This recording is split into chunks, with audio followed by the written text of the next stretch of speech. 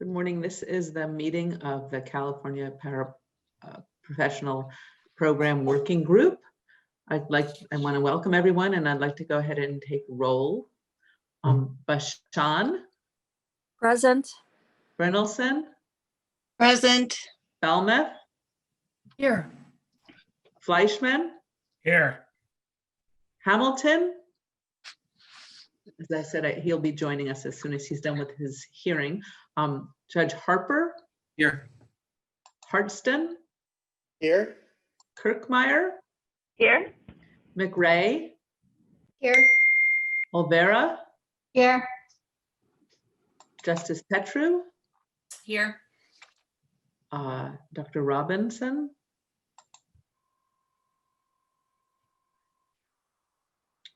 I saw you there. Maybe you're on mute. He's on mute. Sorry. Okay. Okay. Shining. She's not expected. Sarush. Here. Good morning. Spyro. Here. Torres Ambris. Present. Judge Wiley. Present. And Judge Yu. Here, thank you. We have a quorum.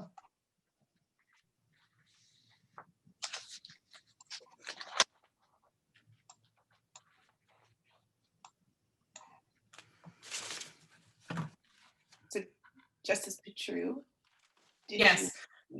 Do you want to go ahead and introduce the new members and Sure. then call for public comment?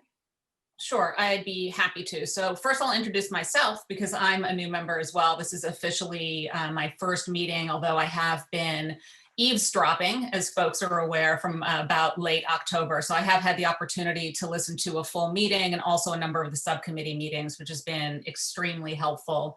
And I'm glad and happy to be given the opportunity to move into this position and hopefully help everything move along.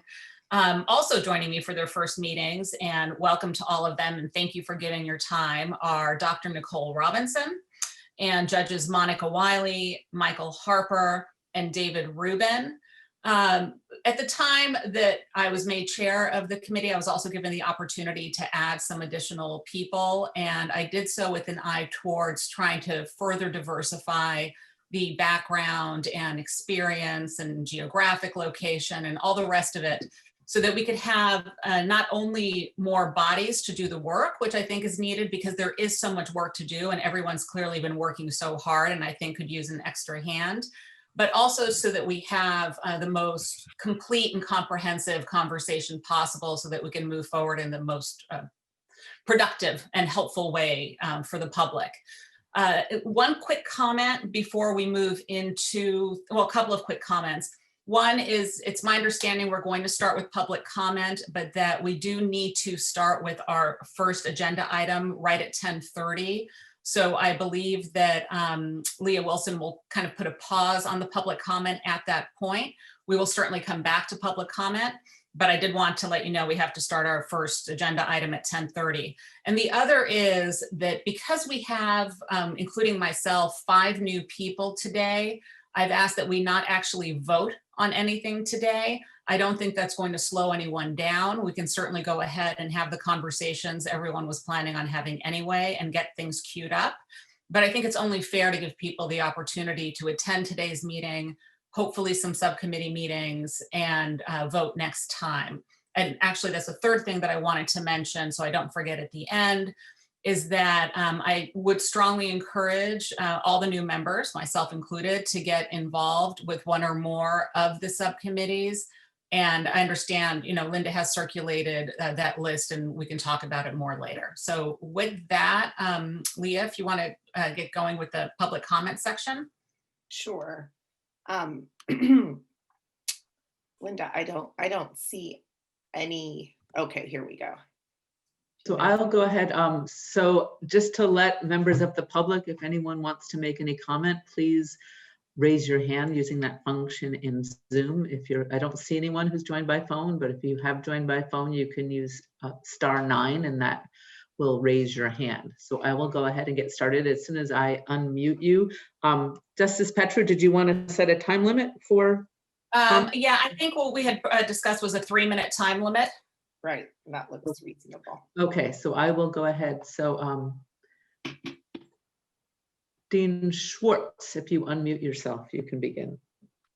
Good morning, everybody. And I want to make it clear that I support this project. And there's just one issue that still hasn't, I feel like, been fully aired, which is the degrees that qualify. I haven't yet seen a reason for not considering the Master's in Science of Law that is offered by most of our, at least ABA law schools throughout the state. They're taking JD courses with JD students. They can comply with any of the skills courses, and it's a master's level degree. And so it's, from an equity standpoint, it would seem really unfair to tell somebody that if you get a master's degree, which of course requires an undergraduate degree, you don't qualify, but you do if you get a paralegal degree, which is not even an undergraduate degree inherently. So I'm asking you to please consider that possibility, and it would have, be restricted to people who comply with the specific courses that are required. And it just seems to me to be a matter of equity. I appreciate the opportunity to speak, and I think I managed to get in well under 3 and maybe even under 2 minutes. I appreciate your attention. Thank you. George Leo, if you unmute yourself. Good morning, everybody. Thank you very much. My name is George Leal. I'm the dean of a registered unaccredited school, a fixed facility school in southern Los Angeles County, Irvine University College of Law. And I'd like to speak briefly but emphatically about one of the points that is on your agenda for discussion today. And it was raised by one of the members along with an attachment. This is a comment or an idea that schools such as mine and a number of other schools that are longstanding and well-respected within the community of educators, law educators here in California that answer to the Committee of Bar Examiners. And these were both the Cal accredited law schools and the registered unaccredited. And I'm referring to the article from the Los Angeles Times that one of the members has disseminated. And let me just say briefly, if all you know about unaccredited registered schools is based upon that article, you are both very uninformed and frankly been misled. I think a number of folks today attending, or at least members of the public, along myself, were interviewed by the reporters for that wrote that article, and I'm quoted in it as staff. As some may recall, I was staff at the committee, working for the Committee of Bar Examiners for a little over 8 years. And the article had one point in mind, and it was all about attrition. And it didn't even bother to mention the most critically important issue relating to attrition at schools like mine and others. And that's the first year law students exam, which under California law, it has a longstanding public policy that enforces attrition. And the vast number of students who do not graduate from my law school or others like it do not do so by design, based upon their inability for various reasons to pass the first year law students exam. And the article is way out of date. It's 5 years old. Two of the schools that are highlighted are now Cal accredited schools and have met the committee's standards to become accredited. That's Concord and Northwestern California School of Law. So the article, again, if all you've ever heard or know about registered unaccredited schools is based on that article, frankly, it's We have 30 seconds left. So I would ask that before the commission take any action with regard to barring schools such as mine or others that perform a very vital function in terms of diversity, geographic and economic diversity, I'd ask respectfully that you look into this, into who we are and what we do. And I think you'd find that our graduates would fit well within the program that you're trying to craft and develop. Thanks for your time. Lee Farron.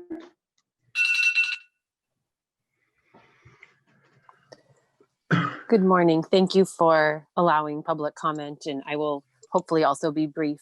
My name is Lee Farron. I'm the Director of Litigation and Pro Bono at the Public Law Center in Orange County. And I have been involved over the last few months, and I want to express my gratitude for the committee opening up the subcommittee meetings on licensing, regulation, and discipline to the public. I think it's been very helpful, and I would encourage the conversations that have come out of those meetings to continue, where subject matter experts are brought in to educate the committees.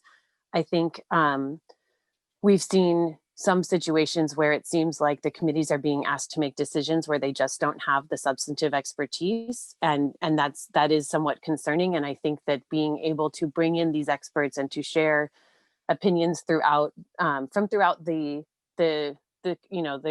key players has been really, really helpful for both making better decisions and more well-educated decisions that can then be backed up. The last thing I will say is that I would strongly consider I would strongly urge the committee to consider a true pilot program with with attorney supervision, but truly a smaller scale program where there can be significant data collected and an understanding of whether or not this program is truly meeting the needs of the community and accomplishing what we hope it accomplishes, which is providing better access to the community at large.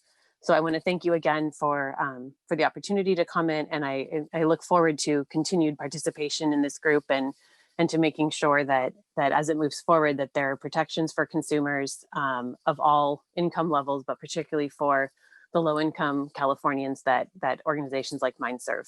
Thank you. Thank you. Jessica Park. This is Dean Jessica Park from Abraham Lincoln University. Thank you for this opportunity to speak to this working group. I reviewed through the files that are here for this agenda, and I just want to say I'm very supportive. I think it's great to see what this group is paying attention to, who's on the roster, for the kinds of opportunities that can be there for working adults in California, which is a demographic that ALU also serves. I want to just get into very quickly some appreciation, but just also a word of caution similar to what Dean Leal said. I appreciate when I was looking through the files that I can see that there's that look between the registered and accredited law schools in terms of performance, bar passage, and just the quality of program. And I agree with everything he says in terms of looking at those. ALU has been here since 1996. The others have been here sometimes nearly as long from the registered category, but just we always do want that level playing field to be measured. I do want to say something that was missing in the conversation and also in the LA Times article, which Mr. Park and I did invite those inviters to our campus and had hours-long conversation with them about how you measure things in an academic setting and from an accreditation level. All of that did get ignored in that article, even though we were very giving of our annual report information from both DAC, a national accreditor, and also CBE. But I think it just goes to the importance that you do need to have people with substantial experience in the field, actually defining the definitions. And one thing I did say to those reporters, which of course got missed, is that if you're going to measure and publish information, at least check how the entities measure it. And that did get ignored. The main thing I did want to say, though, was the registered law school category, especially those online, not everyone may know, but our students go through that 4-year 52-week program. If they withdraw the 40th week, even with all A's, we do not give them that entire year of credit. That's what the California State Bar Legislature rules and how they operate. Despite that, these students have gone on to LLM programs, run personal law firms. You have under 30 seconds left. Thank you. Right? Been successful in applying to other states. And I just want to make sure this group is aware when you're talking about this category, those outcomes are there if you look at it and permit that objective level playing field. Thank you very much for your time. You. I don't see anyone else with a hand raised. No, we don't have anyone else who has indicated that they want to speak. Okay. All right, so we will turn to our first agenda item. I want to introduce to the working group Zach DeMiola, who's the Director of Legal Education and the Legal Profession at the Institute for Advancement of Legal Studies, which is with the University of Denver. So Zach, I hope and expect is going to take us through a really engaging interactive session, giving you all an opportunity, maybe for the first time, to really step back and think about how we might want to evaluate the success of this program. What does success look like? And I think this is an important conversation for two agenda items today, the present one, as well as the one we will have regarding a pilot, because obviously we want to know what we're trying to achieve with respect to both the permanent program and a pilot. Zach is also going to take you through an exercise to start thinking about risk. What are the risks we want to protect against? And doing that in perhaps a little bit of a different way than we have typically done it before. So I hope some of you had the opportunity to read through the materials in the agenda item. And with that, I'm going to turn it over to Zach, and I think he's going to screen share and kind of take control. I don't see you on here, Zach, but I'm sure you're here. I'm here. Okay. Very All right. in phases, but here I'm just going to share my screen very quickly, and once we get that set up, we're off and running. I just want to thank you all for having me here today. I'm excited to talk to you about this idea of metrics and data collection to support a kind of a program evaluation, and we're doing this today in the context of proactive regulation. And I think the materials that were circulated beforehand talk a little bit about the background of proactive regulation and how it differs from traditional disciplinary regulation in many jurisdictions today. Just by way of background, I am the Director of Legal Education and Legal Profession at ILES, and ILES is the Institute for the Advancement of the American Legal System at the University of Denver. We are a research institute dedicated to the continual improvement of the civil justice system. And we've been involved in some of the discussions regarding models for regulation of legal services. So today we're gonna do a few things. This is going to be an interactive workshop.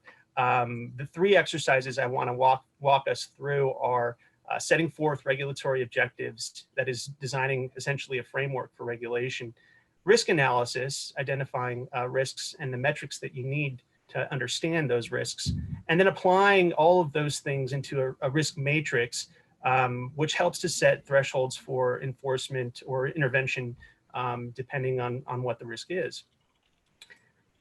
We're probably going to spend most of our time on those last two items because that's where most of the analysis is. This is going to be interactive, and so I ask that that you have something to write, or if you're more comfortable typing, you've got somewhere to collect your ideas. We will be using the risk analysis workshop that was attached to the materials as well, the worksheet, excuse me. And the way this will run is that I'll ask some questions. I'll prompt you to consider issues. We'll do some quick writes, spend a little bit of time thinking about the question, and then I'll share the notes from our discussion when we identify things like risks and how to apply different data in a Google document, which I can then share with the working group later. You can have access to the work product, essentially. So this is a proactive regulation. As I mentioned before, risk-based regulation is really just a form of proactive regulation. My hope today is that by running through these exercises, you come away with a familiarity of the process, the methodology, and that would provide the working group with some analytical tools to help you in your work moving forward. There are a few key principles that were outlined in the materials that I just want to go over because they underpin the process of risk assessment.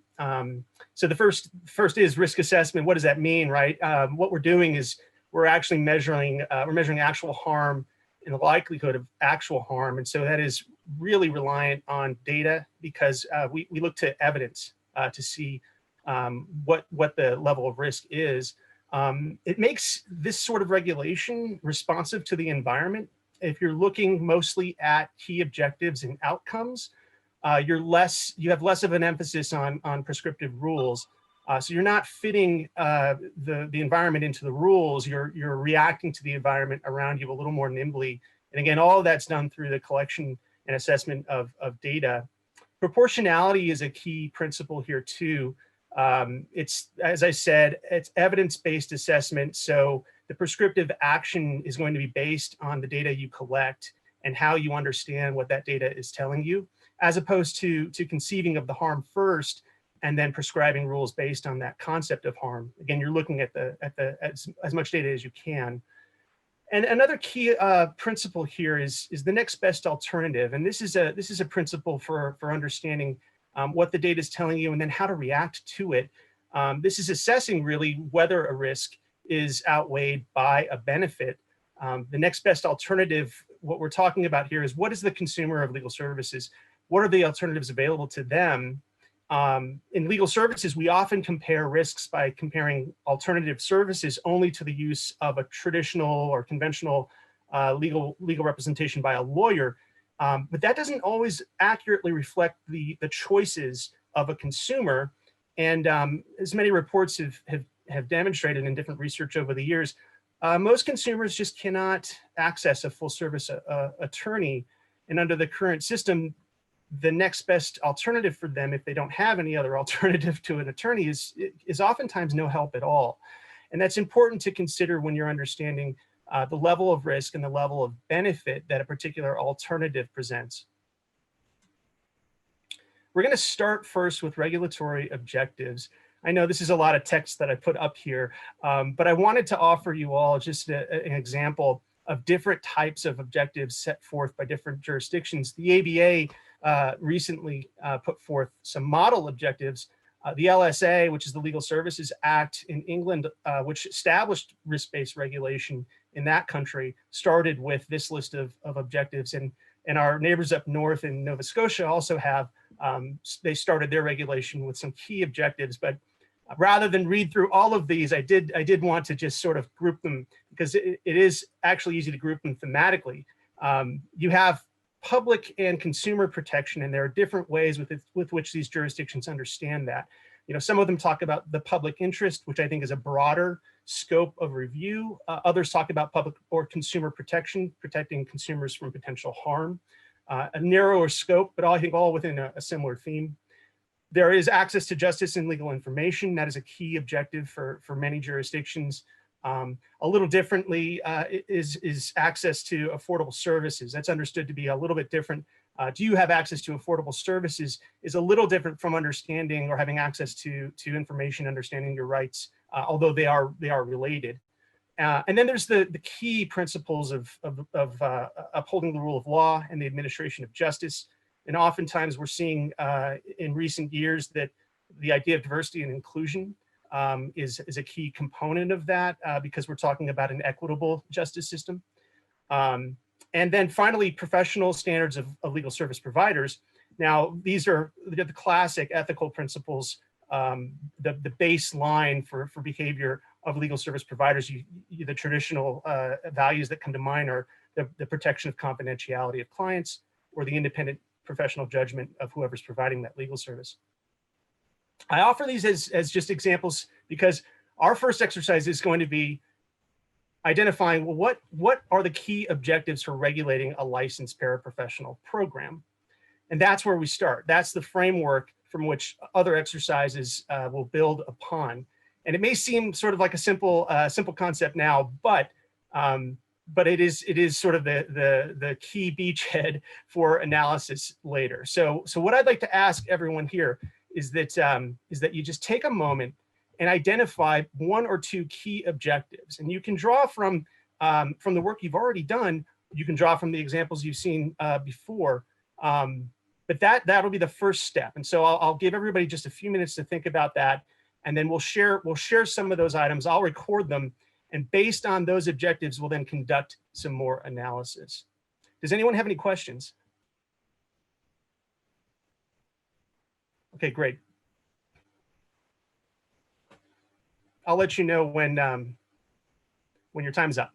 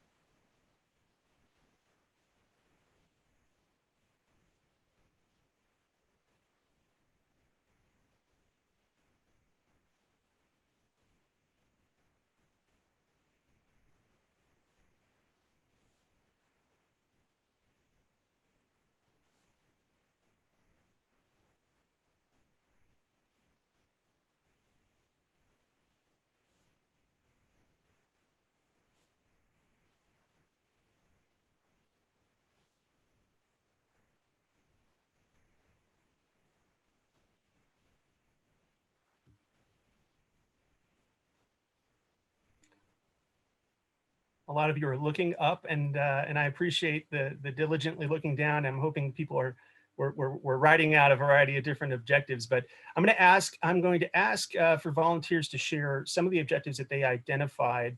Maybe just one key objective. If you could, I don't know. With the shared screen, it's difficult for me to see raised hands. So if we're comfortable with it, I don't mind people just speaking out. Does anyone have a suggestion for a key objective? I'll go first since I'm new. Promoting trust in the program. Mm-hmm.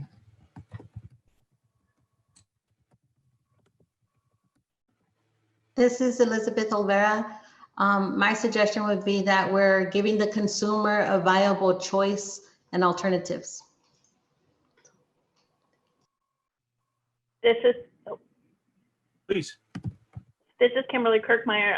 Consumer protection should be at the heart of all of everything they do. Hi, this is Amos Hartston. I think competency of services is something that's been raised as a concern several times. So I think we want to design regulation to address that. This is Ira Spiro. I think our main charge is reducing the justice gap, which means making legal services more available to people who have trouble getting it or affording it. Now, this is Nicole Robinson. I had that affordability of the cost of the program. This is Steve Fleischman. Oh, go ahead.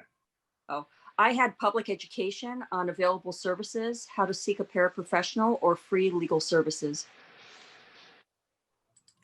This is Steve Fleischman. Along the lines of what Amos said, I had ensuring only qualified persons can practice within the program. Yeah, I'll put that up with the competency of services. This is Fariba Surush. I think we're creating, one of our objectives is that we're creating a new category of legal profession that is regulated to eliminate abuses that are currently going on in an unregulated industry. That's interesting. That's a different sort of aspect of consumer protection. This is Erica Yu. I think another key objective for regulating is to see the impact on the courts, whether it impacts courts in alleviating backlog or access, things like that. It's almost the sort of the administrator of justice component, looking to see how the impact is on the justice system through a different lens.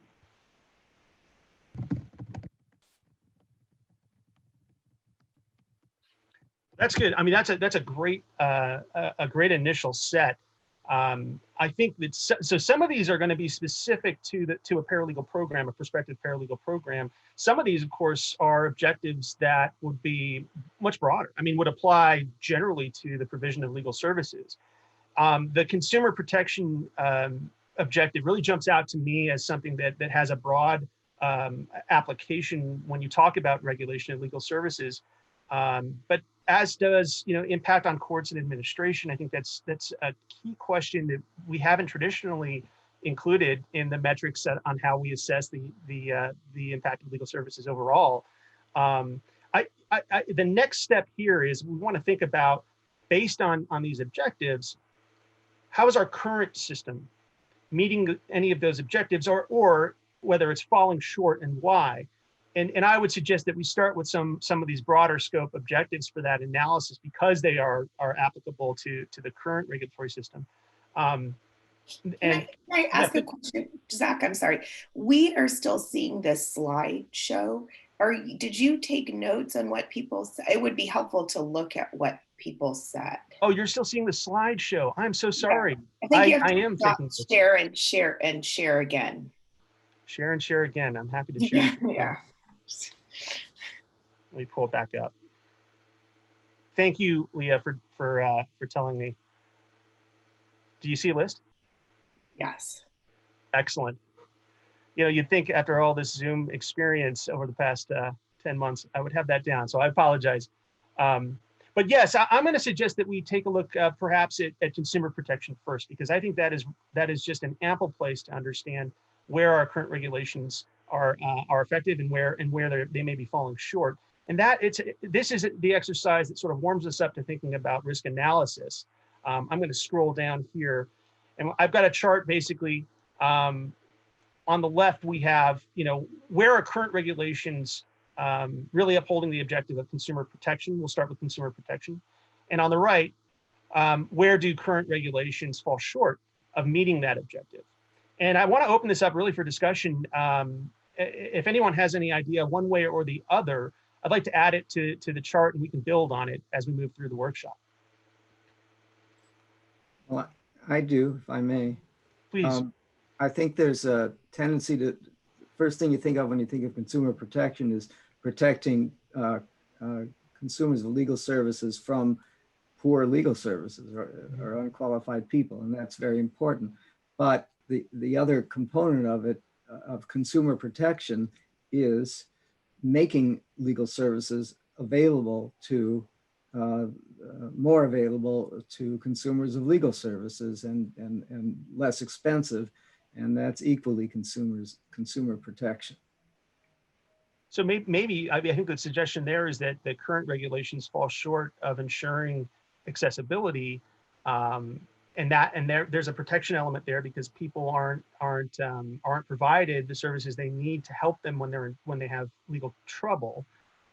On the other hand, current regulations do have a component in place to protect people from lower quality or harmful services. Is that a fair characteristic of what you just said, or a fair way to characterize it?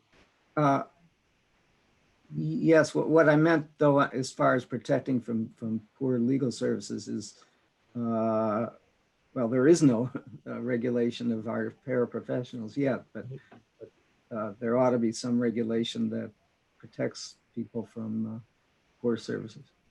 Got it. Zach, this Yeah. is Erica.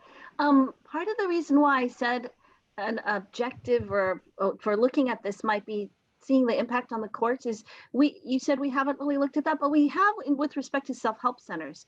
And that really gave a lot of information about the efficiency of self-help centers, access, language access, because judges were really experiencing benefits. The time it took to look through documents that were handwritten before or misspelled and now that were typed. So I think being able to look at how it interacts with the court or impacts the courts will give us some information about consumer protection and all those other things. Great point. And I'm sorry, I didn't mean to be reductive at all. In my mind, I think that I think of in the last 20 years is something recent when it comes to regulation, and those issues that you brought up, I think, are absolutely key. And we look at those all the time at ILS too.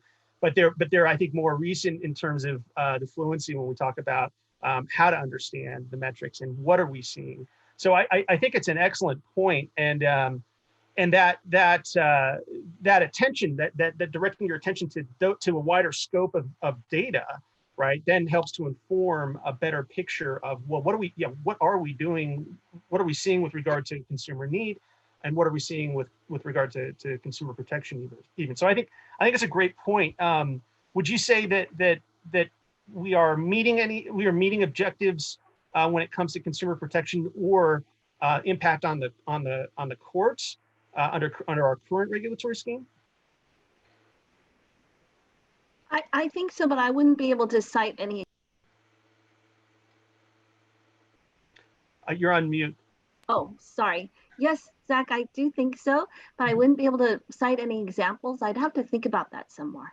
Yeah, no problem. And again, this is sort of an ideation session, so I'm not going to ask all of you to provide citation to key evidence necessarily, but this is the discussion we want to have. It's exactly the discussion we want to have. Thank you. I'm going to put under meeting objectives that the current regulatory system actually does take into consideration impact to the courts. Could I add to what Erica just said? Please. My take on what Erica said is the problem the courts are facing, facing lots of problems. But as it relates to us, it's not so much access to attorneys, because there are lots of attorneys available for certain types of cases. Mm-hmm. What I think the burden on the court are the self-represented litigants, and identifying those categories of cases where attorneys are not available to represent somebody on a contingency basis for whatever reason. And so when I think about trying to help the courts, in my mind, it's reducing the number of self-represented litigants. And do you think our current regulations have been effective in doing that? Well, I'd ask Erica, but my understanding is in Santa Clara, for example, there's a program where there's right to counsel in unlawful detainer cases. I want to say under the Eunice Shriver Act, but Erica would know more than me. But those, that's an example where we know there are lots of unrepresented parties, and there could be programs to help. Erica, did I come close to getting that right? Yes and no, because what I was thinking is unbundled. If we are looking at, our current regulations and stuff, allowing for unbundled work by attorneys, I think does provide a metric that you can look at with respect to access to the courts and impact on the courts. And if we're thinking, I'm not sure if we're thinking, but if we're thinking of a pilot program and we're looking at a certain jurisdiction, certainly we could get that data about the impact on the court of a paraprofessional program, because you can look to see how many people are coming in now with some representation. What do their documents look like? What do their orders look like? Is this impacting the judges and the court staff? And even the self-help center, you could definitely see if there's a direct correlation. But other than unbundling, I'm not sure if I can think of anything off the top of my head. Well, and I was going to suggest that I think all of these programs have been helpful. But at least my understanding is, at least with regard to national data, the number of self-represented litigants in court the trend is that that's increasing. And so I would actually suggest that under current regulations, we're falling short in decreasing or finding help for those self-represented litigants. Does that sound like a fair way to assess it?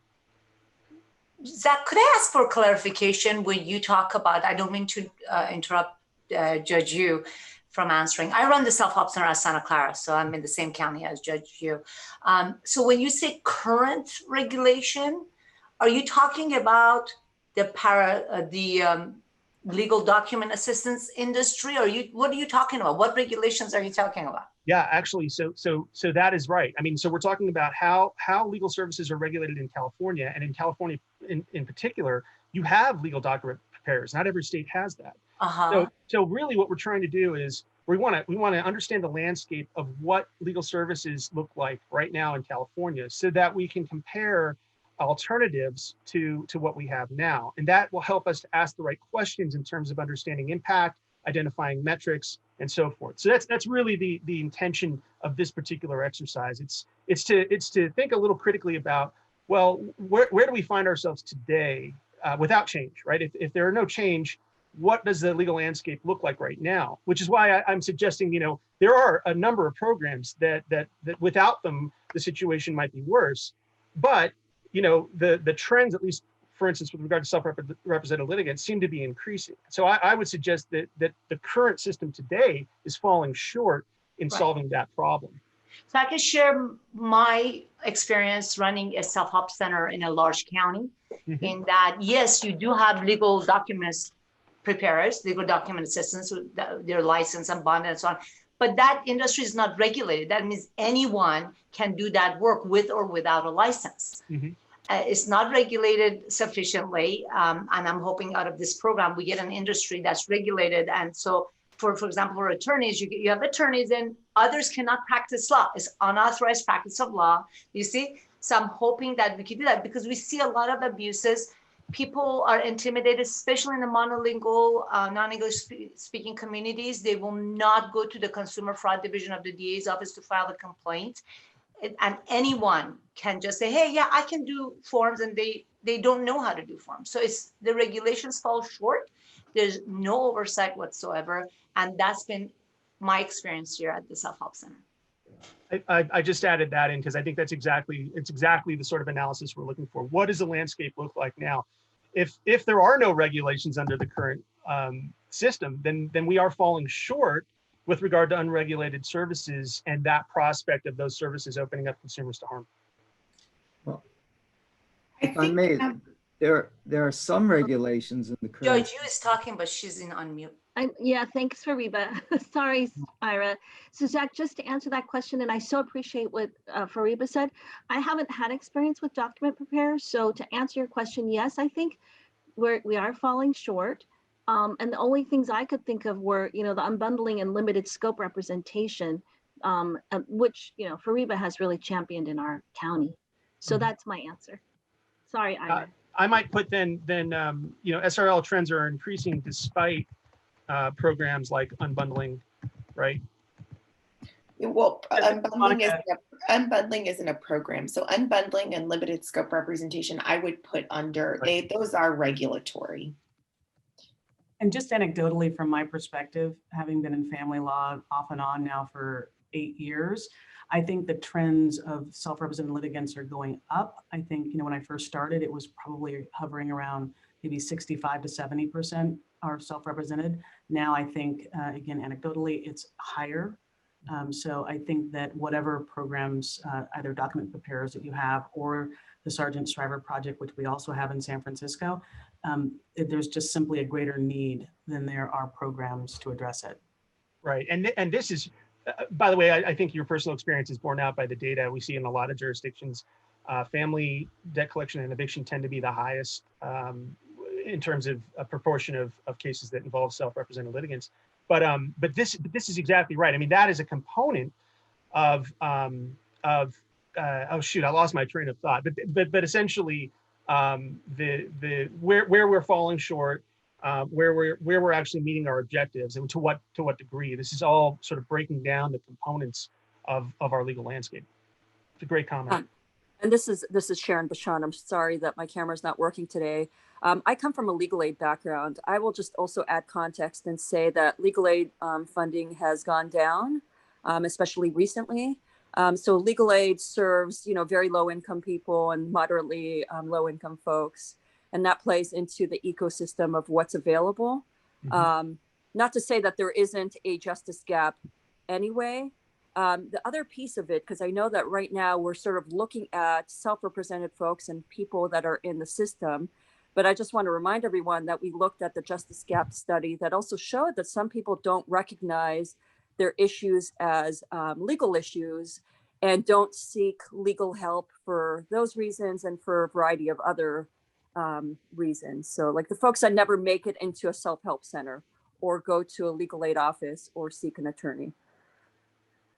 So there are a couple things in there. I do think it's worth noting that the system is falling short in providing resources for people in need, and that may come through funding, legal aid, and so forth. But you also sort of indicated there is a lack of perhaps awareness among the public of the legal information that they might need to recognize that they have a legal problem. We know that that's a big crisis across the country. And I think that would go in that column, Zach, because I don't think our current regulatory structure is addressing that knowledge gap. The gap, people don't know that the problem they're experiencing is legal. And I don't think our current regulatory structure addresses that personally. I like the way you put that, knowledge gap. That's a pretty good one, because it's commensurate with the justice gap. I'm wanting to ask the working group members about this protection from poor services. Just to ask how you see that working now in the legal regulatory landscape. Because one of the things I've been struck by is, our legal regulatory process is very complaint driven. There's a high barrier to entry, right? You've got to you've got to pass the bar. There are many different ways to get to taking that bar exam in California, but you've got to pass the bar. And then once you pass the bar, you've got a license to practice in any practice area, anywhere in the state, with no supervision. And the state bar really intervenes with you only when it receives a complaint.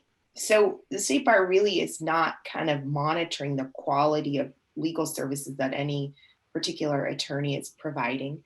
I think judges provide that role. They kind of can see where an attorney might be really falling short. But again, that comes to the state bar through a complaint. So I'm just curious from the working group members' perspective, how in the legal regulatory system, we regulate the quality of legal services being provided. This is David, this is Judge Rubin. Doesn't the state bar have they have an education component, an annual education component, and while rudimentary, that would seem like at least one step towards assuring that the quality of services being provided is at least at a minimum level. That'd be one observation. So the ongoing MCLE requirement?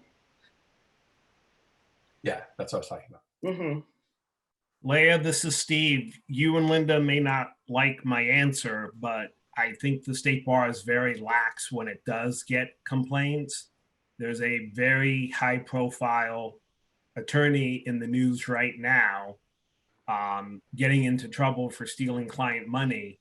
And he was referred to the state bar about 10 years ago by the Ninth Circuit for engaging in serious misconduct. And I won't bore you with all the details. Everyone probably knows who I'm talking about, but the state bar did nothing. Now, I'm not saying he would have been disbarred had the state bar gone after him, but perhaps he would have changed his ways.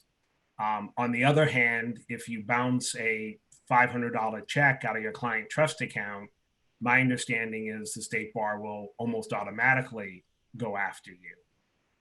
So, like I said, you may not like hearing that, but that's my perspective as a practicing attorney. It actually, to me, it sort of raises an interesting question because, this exercise that we're doing is the first step towards thinking about proactive regulation. And in a disciplinary system, it is inherently reactive, right? We can only react to the problems that we know. So between the world of preventative regulation and the world of disciplinary regulation, you can imagine there's a big gap there of information that we're not aware of. And I do think that's maybe worth pointing out. The other thing I would say is that as an enforcement body, the state bar may have a lot of obstacles, and this could really, again, back to resources. I understand that resources can be hard to come by, and so it can be difficult to regulate in a reactive way that really does address as much harm as possible. I'm gonna actually piggyback on that and say, because I've seen so many very egregious fraud cases. Often those clients come to legal aid, and it's really, really sad. Like, what can happen to folks who have been defrauded, who sometimes even they risk deportation because of bad actors. We, in a discipline committee, we heard from a DA who was saying that I think they do a really great job, but there are not enough resources even right now for some of those most egregious cases on the criminal side of things. I'd like to add that I think it's a shortcoming of the present system that malpractice insurance is not required of lawyers. And secondly, I wanted to say, I really, when I first talked, I was making a second point, which was that I think on the left side, the closing the justice gap is an important part of the regulation. And there is regulation that now that pertains to that, because for instance, the document assistants, what they can do is so narrow, and paralegals too.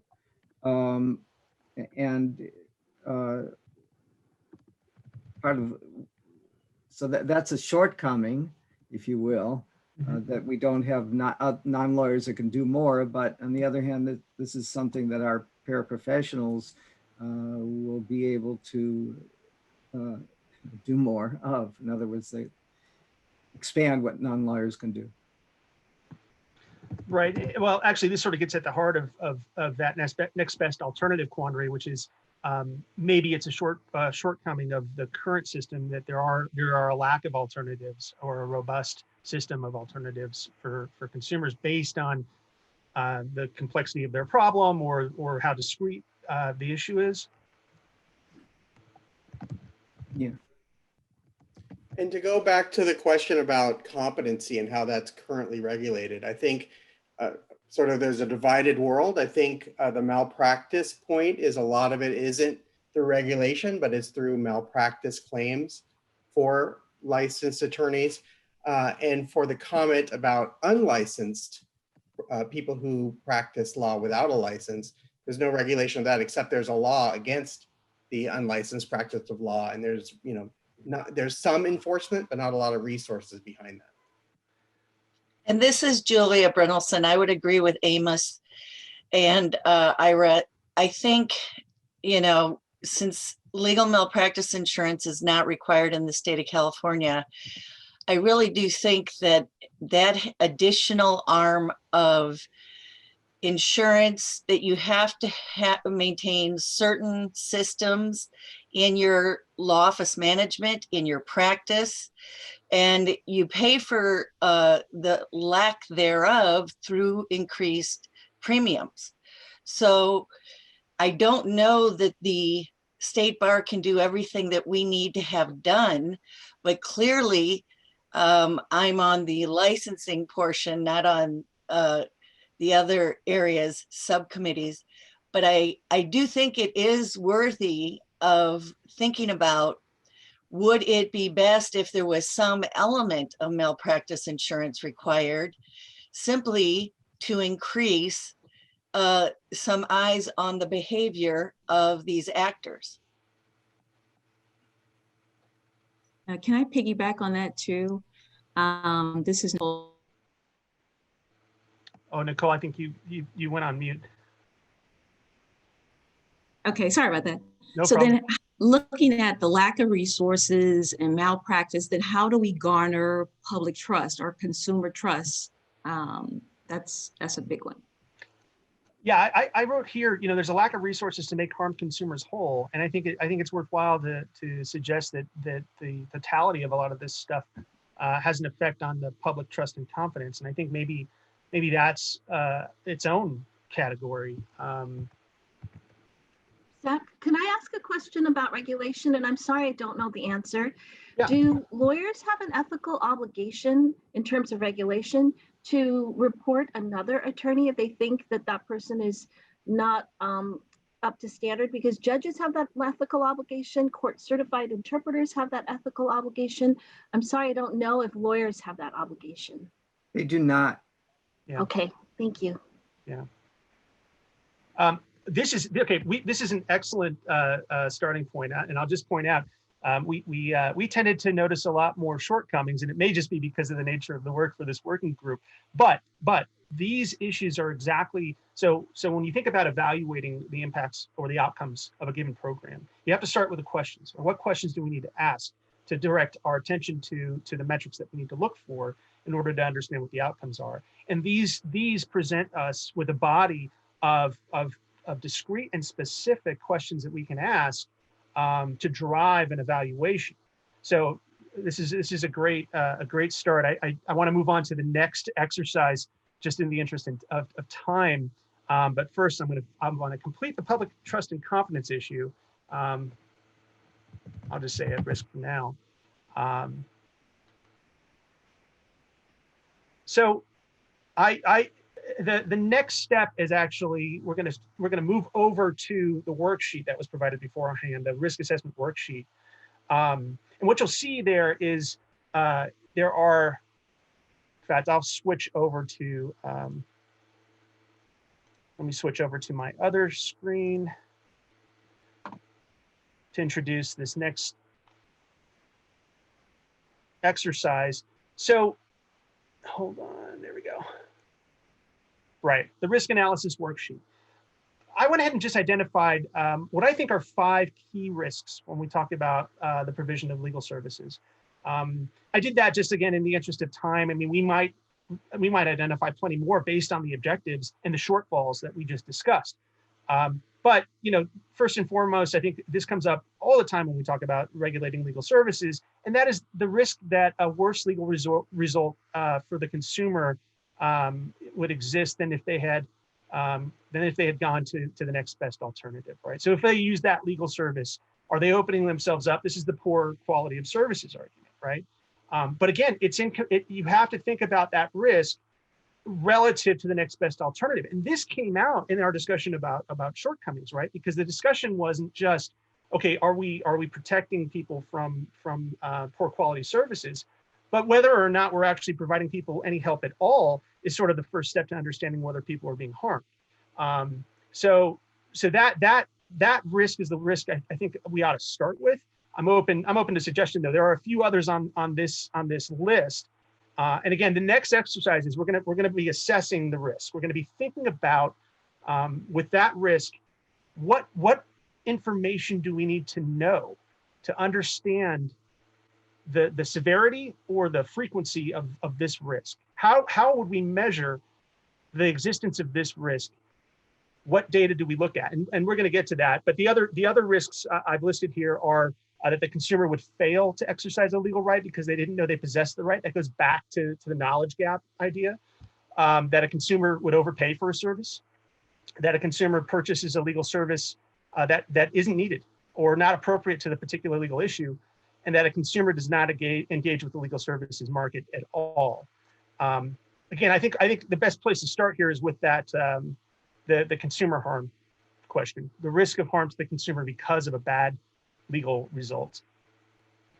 So, if you look at your worksheet, we identify the specific risk, and then we think about, well, what do we need to know systemically to understand the nature of that risk? And what I mean by that is some of these metrics were identified in the paperwork that was circulated earlier, on materials earlier. Traditionally, people think about things like number of disciplinary complaints, against a particular legal service provider, right? Or not a particular legal service provider, but systemically. I mean, how many people do we know are being harmed through the use of a legal service? Those are sort of systemic metrics. And to get to the systemic metric, what do we need to know? What information and data do we need to collect from the individual service provider at that individual or entity level? And then that's when you start to think about, well, in order to understand, for instance, how many times people have filed a complaint, you'd have to look to see individually. You look to see which individuals have complaints filed against them, or which organizations do. So it may not be the best example, but really the point is, in this part of the hold on, let me go back. In this part of the exercise, we want to think broadly. We want to think about what are the information we need to look at for the system, and then how do we collect that information specifically? What is the specific data to help us understand that risk? Am I being clear? I think so. Maybe we can get started and try it. Okay, let's do it.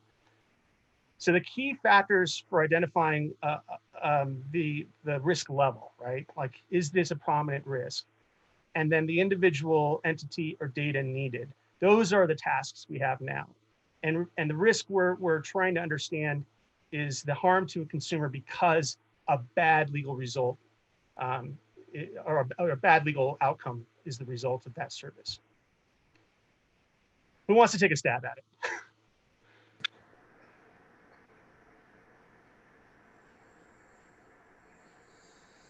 I can take a stab at it. I think that one way of looking at it are consumers in a similar situation who are going through the court system. So that's gonna be a funnel effect, because we do realize that those like most extreme cases may not have anything filed, but maybe someone swindled you out of your money. So like we still have to measure those folks, but people who have filed an action, is there a way to survey all those folks? So that will include people who have hired an attorney, people who are self-represented, and then people who may go to a paraprofessional, and then gauge what the outcomes were for those cases. So people who actually engaged, who went through the court system, one way or the other, whether or not they had legal assistance or not. So you're looking at outcomes for people court system. Right. With an acknowledgement that these cases are down the road in the funnel, and we still have to look at the front end data. Yeah, those are two different factors. There are the outcomes on the back end, and then I suppose perhaps the amount of need on the front end. Yep. Amount of need and where folks are going and how they're finding out about services. So how do you actually, I'm a little unclear here. How do you actually measure the risk from looking at outcomes? Because attorneys don't even guarantee results, right? The ultimate decision, if it's litigated, is up to the judge. And even if the person who hired a a paraprofessional doesn't prevail, it doesn't necessarily mean that the work wasn't quality. I mean, one side will prevail, the other side will not if they litigate. Mm-hmm. So I'm having a little bit of a difficult time kind of figuring out how would you determine, unless you take a look at specific cases. What comes to my mind, and please stop me if this is totally not a good example, is our contempt actions in family court. That's where we see a lot of abuses, paralegals who don't know what they're doing. Mm-hmm. Even attorneys don't, a lot of family law attorneys don't do contempts because they're quasi-criminal in nature. And really, you've got to be good at criminal law, have that expertise. And the forms are highly technical. And I've seen cases thrown up. One tiny little mistake, the cases are thrown out. I've seen judges reversed And I think judges can speak to that. And maybe we have an appellate justice here who can, maybe she has had experience, but I just see a lot of legal document assistants that try to do those forms, and they do a really horrible job that the self-represented litigant could do on their own. You know, they could make the same mistakes, but here they are out $500, sometimes more. Does that make sense? A good example. I think it does, and actually, I really appreciate you raising it, because I think your questioning of, well, how. So I think there are a couple of things that you're suggesting we consider. The first is, if we're going to look at outcomes, court outcomes, you know, you make it all the way through a court proceeding and you look at the outcomes. I think maybe what you're saying is there may be some subjectivity that plays into whether or not an outcome is good or bad. So then the real question is, how do we set up a baseline of a baseline metric for assessing whether that is a more objective result or what it means to the systemic factor, right? And that is actually exactly the kind of question that I'm hoping this working group will tackle with and think about. You know, because one way to look at outcomes would be to compare results after going through a court proceeding. One potential way to gauge quality of service might also be to have an expert review of a legal product. Then we can, what about surveying folks who went through the system to look at client satisfaction as one piece of it? If I could just jump in for 1 second, I'd also throw in perhaps a little bit of an easier metric, which is how long does it take someone to get through the system? I mean, for example, with a family law matter, if there's a dissolution proceeding that's begun, like, when is it done? And of course, part of that will depend on what's going on in the particular court, but it might be interesting to see the difference between someone who's self-represented, someone who's self-represented and got help at the self-help center, someone who has a paraprofessional assisting them versus an attorney. Because I think, what we're really hoping here is that a paraprofessional can help expedite the process, even though it may be that at the end of the day, the individual could have done it him or herself, but through a more lengthy and painful process. Can we go back to, I think that was Sharon who suggested also the survey.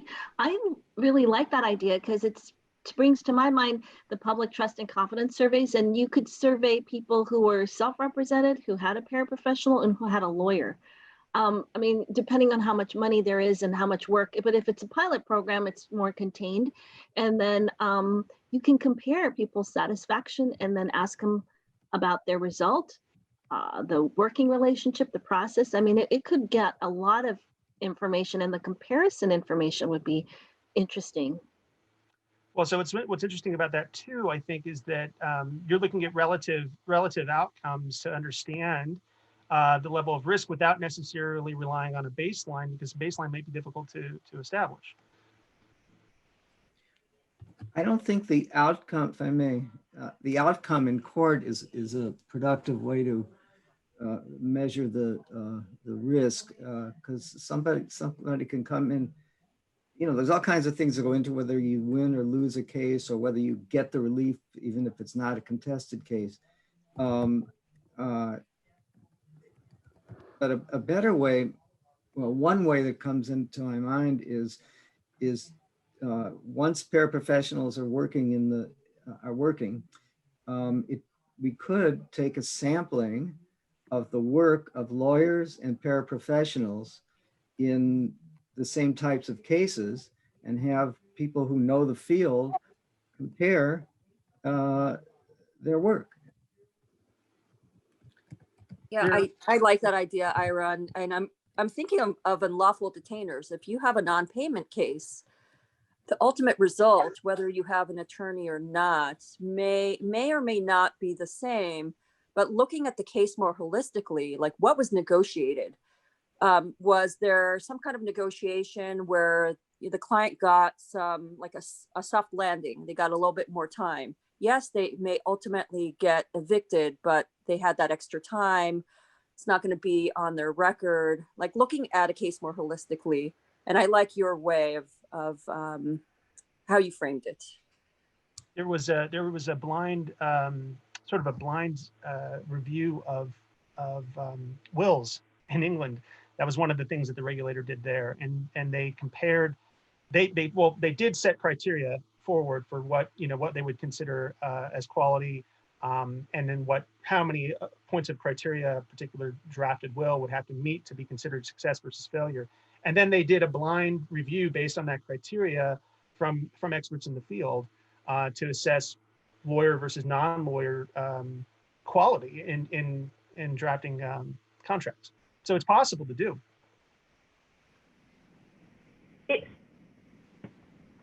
Or wills is what I meant to say, not contracts. I'm sorry, I may have interrupted someone. It seems to me, this is Kim, it seems to me that you'd really have to go back and look at two cases that would be very similar. Because if you're looking at, how would you look at the consumer if they had used the next best alternative? You can't take that case back and start it over using a different method. Whether they used an attorney or whether they used a paraprofessional or no one. So it's almost like you really need, and cases are very fact driven based on the facts of the case that you have in front of you. So you'd almost have to go back and identify very similar cases and then walk them through that process to see it, but with different originating points as to who was basically representing that individual, and then walk those through the process to see truly, was it a better, could you have gotten a better outcome at the beginning based on who was representing you? What I'll do is, go ahead. Claudia, I see you. Have you been trying to speak, Claudia? I see you raising your hand. I just want to make sure. Yes, I have. Go ahead and jump in because it's hard to see everyone. It's hard. It's hard to participate in this particular conversation, honestly, since I am not a lawyer. I don't have a lot to contribute, but I do have a question. Twice you've written down this acronym SRL. I do not know what that means. Could you please explain? I'm terribly sorry. This is for Zach. Yes, I'm terribly sorry. Self-represented litigant is what I meant, and yeah, I was just doing it to stay on track with everyone's ideas. So that's what I intend by that acronym, and then I think that your perspective, whether you're a lawyer or not, I think your perspective is incredibly valuable because really, I mean, not a lot of lawyers are used to thinking about regulation in these terms, and it's been a long time for the industry to really focus in on data and key metrics. Yeah, I'm learning a lot here because when you're asking how do we regulate ourselves, I am asking how do you regulate yourself? These are things I do not know, so I'm learning very quickly. Good. And I'm well, Claudia, it would be helpful. It would be helpful for you, Claudia, to ask with your consumer hat on to say, what do I want to be protected against? What do I feel like I need to be protected from, either from with respect to a lawyer or a paraprofessional? As a consumer, what are you most concerned about? I think that's a very valuable contribution. So thank you, Leah. Yeah.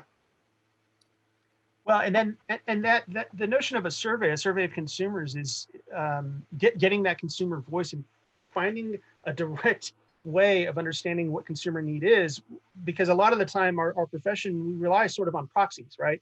On other people to tell us without directly engaging the consumers. I think it's a very important point. Well, the only thing I'd like to contribute, and this is Julia, is I have had some of my past history in litigation representing lawyers who were being sued for malpractice. And if you really frame a malpractice case in what has to be proven, you put on a case inside a case. So the person, let's say the attorney misses the statute of limitations, it's not necessarily automatic payout. It is that former client whose case did not get filed now has to, in order to collect from the malpractice insurance, put on a case to show what they would have achieved had that case gone forward. So that idea of how you monitor and regulate attorneys in the insurance practice, this is how it occurs in a malpractice case.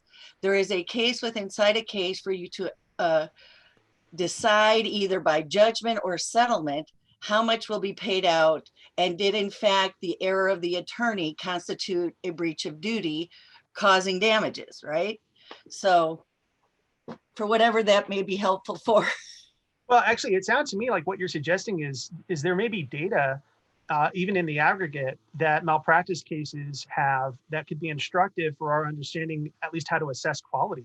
And I bet you could get that data without having to do it ourselves from a professional malpractice insurance carrier. But my guess is that they're probably fastidious in collecting it. They are very fastidious. I'm going to write that down, though. I'll just make the suggestion that that malpractice cases may provide data with regard to quality of services.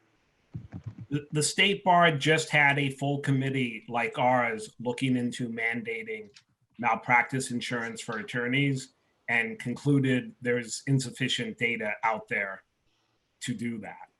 And personally, I think if there's insufficient data to mandate attorneys having malpractice, I'm pretty confident in saying there's insufficient data to mandate paraprofessionals having malpractice insurance. So that's an interesting point. A lot of this data that we're talking about gathering to assess the risk that a paralegal might provide poor quality legal services is not data that we're collecting for lawyers now as it stands. So the effort actually does require looking at both service providers, at least in regards to some of these metrics that you've already identified as a group. So I'd like to say a word in support of the customer surveying, because if we only look at outcomes, you're going to miss all the people who simply gained knowledge by hiring a paraprofessional. So we need to see, are we closing the knowledge gap? People who didn't proceed with what they thought was a dispute because the paraprofessional said, I'm sorry, but there's no there. So that's a concern for me. I think we want to know whether we're closing the knowledge gap. And then another example of this from the survey perspective, if we're all, and somebody spoke to this a little bit, if we're only looking at outcomes, you can have a customer who was satisfied with the service, but didn't get the outcome that they were hoping for. And I was a government lawyer my entire career, and I can remember somebody that we filed a land use action against. They lost. They sent a letter to the Board of Supervisors saying it was a pleasure to be sued by the Office of the County Council. So I think we want to know from the consumer perspective, what was your experience? Yeah, I actually think this is an excellent point, because now we're looking at a variety of different data points to give us a full picture of the sort of, again, the legal landscape, right? I love the point about satisfaction, that satisfaction may not always track with outcome, but that doesn't mean that satisfaction isn't a key factor for understanding the consumer's experience. And in fact, in some of the work we've done, we've looked at client surveys, and it won't surprise many, if not most of you, to understand that clients were most satisfied with the attorneys who communicated to them, who were responsive, who showed respect, all those sorts of things, even if the outcome ultimately wasn't in their favor. And that does suggest something about quality that isn't wed to outcome. So this is Donna. I really appreciate that Dana just made that point. I was actually going to be talking. I had intended to say something similar, similar to that. And I thought that was really, really helpful. The other point that I wanted to talk a little bit about was being a little suspect about looking at court records, because one is sort of, as Dana pointed out, many of these interactions may not result in anything happening in court, and so we'd be sort of missing all of those. But also sort of the point of looking at how long it takes people to get through the system based on court records. That was something that jumped out at me, because it may be, if you're comparing people who use attorneys versus people who use paraprofessionals, there may be a different socioeconomic they may be at different socioeconomic statuses, and that in itself may cause barriers that is going to prevent somebody from proceeding with their case, that has nothing to do with whether or not they were using an attorney or a paraprofessional. And so I do want to make sure that we are alert if we are going to be doing, a survey or looking at court records or anything like that, that we are alert to the other factors which might significantly impact what we are looking at, or in some instances really may suggest that data is going to be so misleading it may not be worthwhile. Mm-hmm. So I think this is an interesting point. Part of the purposes of this exercise really is to identify a variety of resources, and it's through these conversations that we get to the point where we dig deeper and deeper and deeper, and we understand that certain data can only address certain aspects of the risk, and that helps us identify where we need to look elsewhere. Again, it's sort of that it prompts us to ask those questions. So I think it's an excellent point. I wonder where else we look.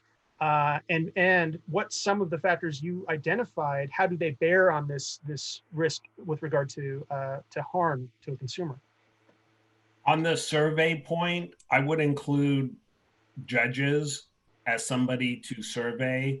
This goes sort of to Erica's point of part of this should be helping the courts. I think to the extent paraprofessionals are going to be able to appear in court, and that hasn't been decided yet, but at least filling out forms, are judges having a good or negative experience with them? Mm-hmm.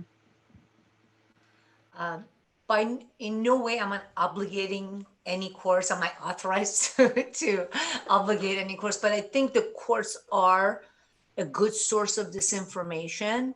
I've had experience with collecting information in the past. JCC, Judicial Council of California, often reaches out to our court and other courts to collect information. And really one way, just off the top of my head, is to have some sort of a request to every litigant, every case that is filed, that this survey is going on and it's voluntary, and contact us at this website, or if you want to contribute and participate in the survey. Just one idea. Right. So right. This is Elizabeth. For what it's worth, I mean, we already have samples of feedback from self-represented litigants, out in the web space in terms of reviews on Yelp, for legal document preparers and for attorneys, right? And on Google as well. So I know also depending on the subject matter, let's say, for example, like me, who prepares document preparation for divorces, I have helped hundreds of people, but I have like 20 reviews because no one wants to announce that they had a divorce and it went well. So we're also dealing with that, right? Like the personal matters and how they feel about it. But I just wanted to throw that as my 2 cents. Yeah, it's another data point, and I'll tell you the study that Isles did on what we were trying to identify what consumers look for in lawyers, what they value the most, and AVO gave us access to their reviews of all the lawyers. It was hundreds of thousands of different reviews from consumers. There are some dangers associated with that, because I think we found that people who were satisfied with their lawyer were more likely to actually take the time to write something. So there may be a bias in the data, but I do think it's worth considering it as a data point. I want to move on to another key risk, and I'm going to suggest we talk about the affordability. And the way that risk is presented is whether a consumer overpays for a legal service, because I understand that is an important topic or factor when we talk about the potential for a paralegal program that this working group is considering. So what might we consider? Well, let me put down the risk first. Consumer overpays legal service. What do we need to look at the systemic level or at the individual level to get at that risk, to get an understanding of that risk?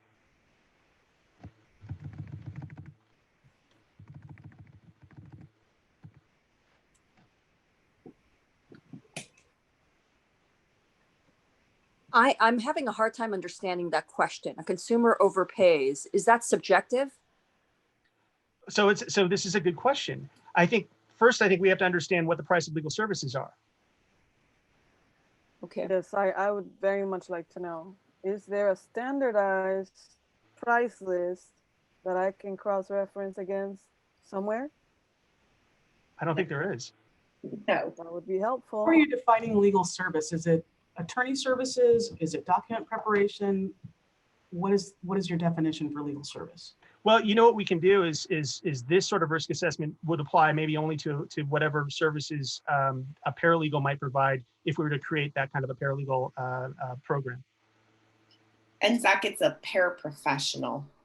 I apologize. I'm sorry. I think paraprofessional. This is the whole issue that you all have sometimes grappled with, and I think it's going to come up today in the regulation committee discussion about whether there should be fee limitations on what paraprofessionals can charge. Some expressing concern that paraprofessionals would charge just as much as a lawyer. So I think that's what this particular risk might get at. And if we could spend some time talking about how we would go about assessing whether or not in fact that overpayment or overcharging is happening, that would be helpful. Another issue that this drums up for me, something that our legal aid friends have brought up, which is that consumers may pay for something that they may qualify for free, which is legal aid services. They may not know about legal aid services and they may pay a paraprofessional. Can I just answer Claudia's question? Because Steve had mentioned it, Steve Fleischman mentioned it, and one of the things he, in his statement, there are some courts that have certain fee schedules for certain things. So for default requests, we would always go by in our court, and I know others, we would go by a set fee schedule unless there were certain factors that would allow for additional attorney's fees. Yeah, in addition to the fee schedules, I mean, there's tons of information available about hourly rates for attorneys. And there's something called the Laffey Index, which is maintained by the federal government and it's used for fee motions sometimes. There's a E in it, Laffey. The Economist, is that? Yeah, I think so. In any event, those types of surveys, I believe, are extremely not helpful for the things we're talking about. Those surveys are usually of major international firms with corporate, S&P 500 clients charging, now over $1,000 an hour is routine. I don't believe those types of surveys would be helpful, but I do think that the court fee schedules would be very helpful and a starting place. And my personal suggestion would be, if you look at LA or San Francisco, I'm going to assume those are higher than elsewhere in the state. And so if you used counties in higher priced areas, on the one hand, that would be fair to the paraprofessional statewide. On the other hand, maybe we should be looking at adjusting those downward in other geographical areas. This is Judge Rubin. I just wanted to clarify the question as I understand it.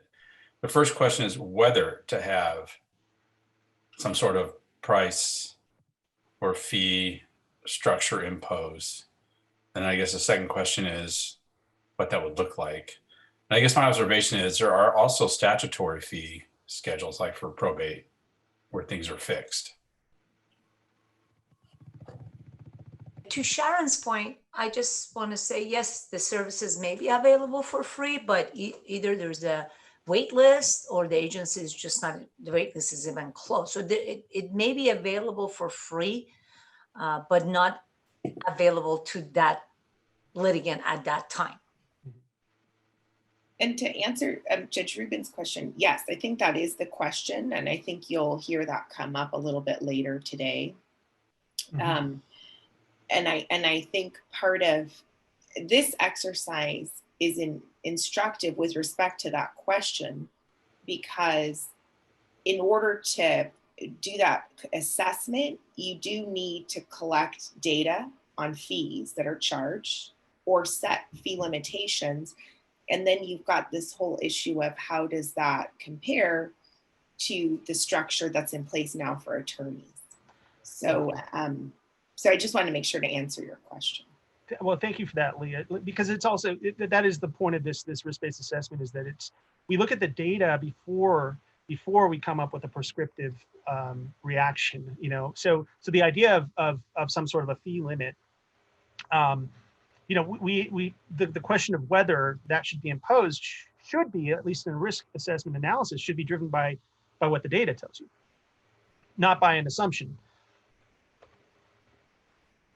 And that is the next part of what we'll do next. Maybe we'll just take a few more minutes with this particular risk. Does anybody have any other thoughts on how we could measure the risk of a consumer being overcharged or paying for something that might otherwise be freely available? I think for me, at the heart of this question is, who is the consumer that we are aiming this program at? Because that's gonna yield a different result. Are we aiming this at someone who can afford an attorney? Are we aiming this at what I call the low bono case, so folks who may not qualify for free legal aid services but can't afford the going rate? Or are we acing out folks who can't afford even a little bit of money for paraprofessional because they're very, very low income? So this is Elizabeth. I see, I wanted to piggyback on Fariba's comment, which is true. Even I have a lot of people who would prefer to pay, even though they have very limited money, for private help outside of the legal aid, because of the level of service, and they don't have to take time off of work. And then when they go to the self-help or legal aid, I'm not very familiar with legal aid, but the people show them how to do it themselves, how to go to the court window, how to file it themselves, what to fill out, what information to gather. When the document preparer helps a self-represented litigant, we give them questionnaires and we fill out the forms for them. We can file them for them. We can serve them by mail for them. So it's a different type of service. I do see this being the consumer being the middle class. So people who cannot afford an attorney, but maybe make too much for to be considered low income. And I've had a lot of people tell me that they would prefer to pay a little bit more to have their case taken as priority, right? Some LDAs offer same-day appointments. Yeah, so that's my 2 cents on that. Well, so I guess this goes back to closing the gap. If you're creating more affordable legal services as a way to close a gap in need, then it is a question that gets posed back to you. I mean, where do you think the success of the program is? I mean, in terms of how many people you're helping, how are you understanding whether the gap is closed? And I think that probably would drive who the services are going to be directed to, which would then I think delineate specifically what services could be made available through an alternative program. And I'd just like to add that I think what Elizabeth's comments shows that is the consumer making an informed decision to hire the paraprofessional, knowing what their other alternatives are. And Amos and I have been working on that in the regulations subcommittee with what needs to be disclosed. And one more thing, would it be useful to look at the number of hours it took to complete the service in terms of determining whether the consumer overpaid? You know, is the person charging flat fee? Is the paraprofessional charging a flat fee? You know, $1,500 to finish your divorce and they spend, I don't know, 5 hours, versus are they charging hourly for doing, you know, and charge 10 hours for something that should have reasonably taken 3 hours? Right. So part of the value is understanding how much time this may typically take. This is Steve Fleischman. I would just add, as we think about these issues, to the extent we're going to approve things which are driven by judicial council forums, like the collateral criminal, I think is a good example. Those very much lend themselves towards having fee caps for flat rates. To the extent we're going to expand the program into more contested matters, those tend not to. So to the extent we want to protect the consumer and impose fee caps, I think that's also related to what we're going to allow paraprofessionals to do. I mean, like unlawful detainers, filing an answer and checking the boxes for affirmative defenses and requesting a jury trial is a quick, easy form. And we could easily come up with, a reasonable price to charge for doing that. If we're actually going to allow them to do jury trials, that's going to be a whole nother animal. And we're going to have problems with consumer satisfaction as to the price they're paying. I have a question. I'm sorry. No, please go ahead. You can go ahead. And my question is related to the survey. In surveys, how would we ensure that it's really representing the client body as a whole in different like salary levels, or how do you ensure that you're tapping into to have a whole encompass of every representation, even like the lower class? How do we ensure someone might be reluctant to take a survey? So how do you really get a clear picture or just an accurate picture of what that looks like? So it's a fair question, and that's the sort of question that then sort of you then got to think, well, is there another way to get at that data, and how might we achieve that? Can we use the survey in a particular way that eliminates the or at least mitigates some of that ineffectiveness or lack of getting to specific people, or is there another piece of data that we should look for? I'll also add on the question of affordability. I think we do have data to work with. I think it's important that you already focused on one of the primary points of this program is to provide affordable legal services as an alternative to a lawyer. So that obviously, needs to figure into it. But we do have data because there is a market currently for people who can't afford lawyers. And they're unlicensed professionals, and they get ripped off all the time by significant excessive fees. So we know it's a risk. There's a lot of data where at least, these are usually criminal cases. It's not currently regulated by the bar.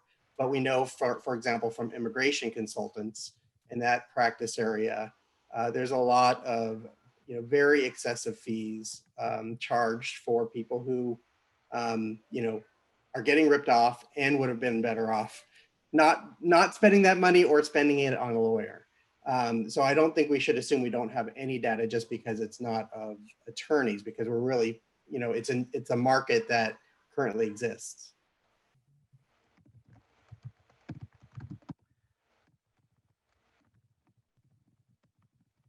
Okay, this is a great list of data, and we're getting at the metrics now, right? We're getting at where now, how do we pull all of this together to understand what the risk is that we're looking at? I want to move on to the risk matrix exercise because it gets at what Leah was saying earlier, which is that is the question of whether or not a fee cap is an appropriate kind of regulation. Because now it's applying, assuming you have access to this data and perhaps even more when you do a full analysis, you figure out how to incorporate that sort of research and data gathering and analysis. Then we apply a bit of a risk matrix to understand the nature of the risk and whether and how it might require some intervention from the regulator. So we're also talking about enforcement here, enforcement mechanisms, but also different regulatory acts, right? That are meant to address the risks that you've pulled all this data for. So that is, if you go down the worksheet, you'll see a risk matrix that looks something like this.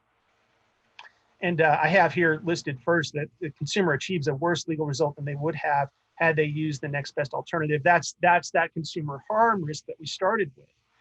And one easy, this is a simplified matrix, but one way to think about this, and this actually gets back to who is the intended audience, who is the intended consumer. I've got 4 suggestions here. You've got an individual with low resources, an individual with high resources, a business with low resources, or a business with high resources. When I say high resources, low resources, you might think of that as small business versus a big corporation. Individuals, low resource individuals might be low income individuals.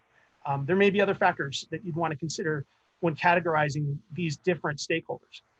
But the two key assessments is understanding what's the likelihood that this person is subject to that risk. What's the likelihood that that person might actually get an outcome or be harmed by a legal service? And then what's the impact? What's the impact of that harm to that stakeholder? And by assessing those two things together, you start to understand where a threshold is for a particular legal service. So I'd like to start this by kind of assessing the variables here. When you look at different stakeholders, what does the risk look like, relatively speaking, between the different stakeholders? I actually have a question about your inquiry. The next best alternative seems to me to be subjective to each consumer. Should it be next or other alternatives? Because best is, how do you define best? If somebody is using a paraprofessional and they're middle or upper income, which they could be, maybe the next best alternative for them would be an attorney. But if somebody's a low income individual, would the next best alternative for them be a self-help center versus a paraprofessional, or legal aid versus? I'm just having a little bit of trouble with that. No, you know what? I think you actually understand exactly what next best alternative means. It may be different to according to the different stakeholders, but in the current situation, without the particular paraprofessional as an alternative service, what is the next best alternative for legal services for an individual who's low resourced? It's either a lawyer or what, right? Right. And the same goes actually for high resourced businesses even. What are the alternatives that our stakeholders have in the current system?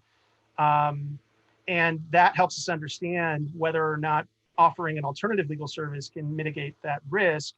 And then how do we understand the risk posed by these alternatives, relatively speaking? For me, there's a distinction between the category of an individual who's low resourced, and I think of the people who are very, very low income, and someone with modest means, because someone with modest means may not qualify for legal aid. So their alternatives are going to be very different than someone who may qualify and may or may not obtain those services.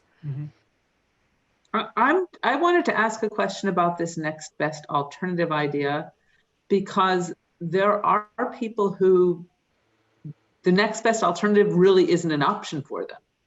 So I think the comparison needs to be that the only available alternative, and that might be not receiving any assistance. That is very insightful. And in fact, it gets back to one of our earlier discussions about where the system is failing. The current system may be falling short, and that is some people don't have access to any help at all. That if their choices are a lawyer, the next best alternative is actually is nothing, depending on what the legal service or legal issue might be. But that's got to factor in, right?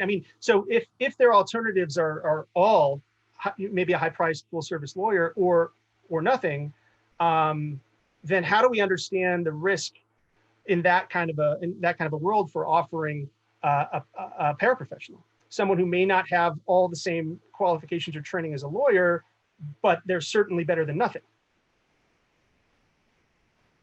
And that really is the point of this sort of a matrix, is to all of you who've spoken up are really identifying the nuances and what you would want to factor in assessing the risk, right? And by the way, the point of this really is, when you start to think about likelihood or impact, that helps you understand whether the regulator or how the regulator can intervene. So if it's a very low likelihood that the person will be subjected to harm, but the impact of that harm is, life-changing, then that might be a circumstance where the regulator needs to come up with some kind of a mitigation, or it may be a service that you want, that the risk is just too high in terms of providing it. So that's also the point to this, is that if there's a high a medium frequency risk, right, that it might happen more often than never. But the impact of whatever the risk is that you've identified isn't that great. It could be corrected, for instance. The point of this is identifying all the different ways with which you can address that risk and understanding how and whether you can mitigate that risk. So it is using that data, all the data that you've already identified, to help navigate those decisions and to understand these different stakeholder positions and the risks that are posed to them. We're almost out of time, so we're not going to fill all of this out. I just wanted to introduce you to it. One of the things that we want to kind of step back and think about, and my great hope is that this has been useful to all of you in thinking about regulation and how to assess the potential for alternative legal services. How does all of this play into measuring the impact, right, of a program or a service? My hope is that these have provided you some tools and some exercises to really lead you to the next step in really thinking about, well, how do we understand whether a program is successful or whether that program has impact? And I'm just curious from all of you, and please be candid. I mean, is this sort of an exercise, does it further your ability to get to a point where you are evaluating the success or the likelihood of success for a particular program?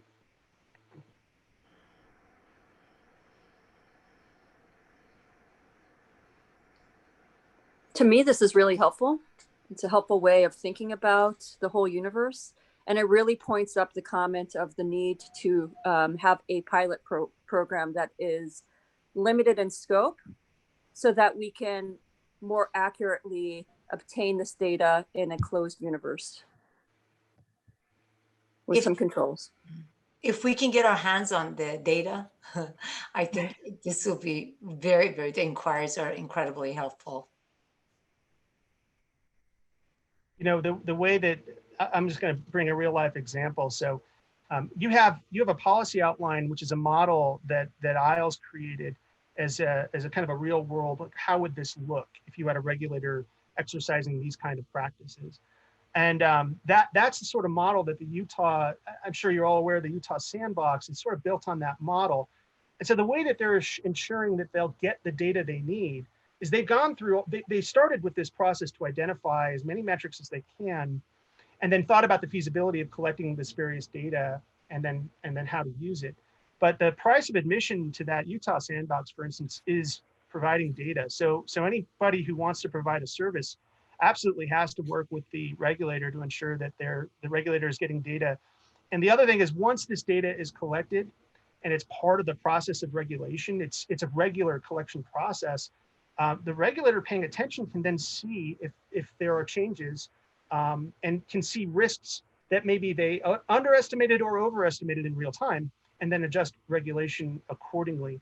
And that's also why we call it proactive, right? It can be preventative in many ways because you really are understanding the landscape of the service.